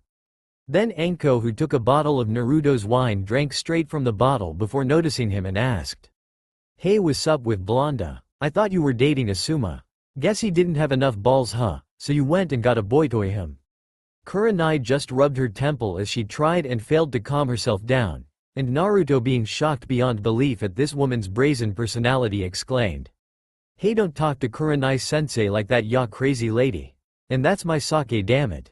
Smirking and taking another exaggerated chug, Anko looked to Naruto and told him, "And, y'all obviously got enough to spread around, shorty, and besides, I'm thirsty after a hard day's torture." Now Naruto was getting pissed. Nobody insulted his height like that, and who did she think she was, taking his drink that he just bought? "Hand over the bottle and we won't have a problem, and I'm not short, I'm 5'6", damn it. Who do you think you are, coming here and taking my stuff and talking shit, ya psycho?" Now the woman was perched on the tabletop exactly like Naruto had done so long ago when he got in Sasuke's face when he was in the academy, and little did he know the result would be exactly the same as before. "I'm Anko fucking Mitarashi Konoha's wide deadly Jonin Kunoichi assassin extraordinaire Gaki. Who the hell are you?" Now several other customers in the restaurant began inching away from what was sure to be a terrible murder scene as Naruto stood up face to face with Anko, and with a glare of enormous magnitude he declared, "I'm Naruto Uzumaki, future Hokage, and you better believe you'll be doing nothing but D ranks when I'm your boss, you damned." As a dish broke in the booth behind Naruto, the drunk blonde stumbled forward in surprise, and suddenly he tasted dango and liquor as his and Anko's lips smashed together. Now people started to rush out the establishment like a bomb threat had been called in by Deidara himself, and time seemed to stop as the two just kept still with their lips locked for what may have been years. And then Anko moaned, "Anko." As the assassin turned her head to Kurenai, she saw the look in her eyes she had only seen once before in life. The look she had seen right before the genjutsu that had scarred her mind for months. The genjutsu that still sometimes haunted her dreams to this very day. Leaping away as Kurenai finished her lightning-fast hand seals, it was instead Naruto that took the brunt of the deadly attack. "My eyes." Blood flowed from his eyeballs like Itachi using Mangekyo as he beheld the image of a naked guy making out with the wrinkly form of the Hokage. Naruto slumped to the ground and appeared to killed in action. If only things would have been that easy. That's all for now. If you enjoy this video, then please like, share and do comments.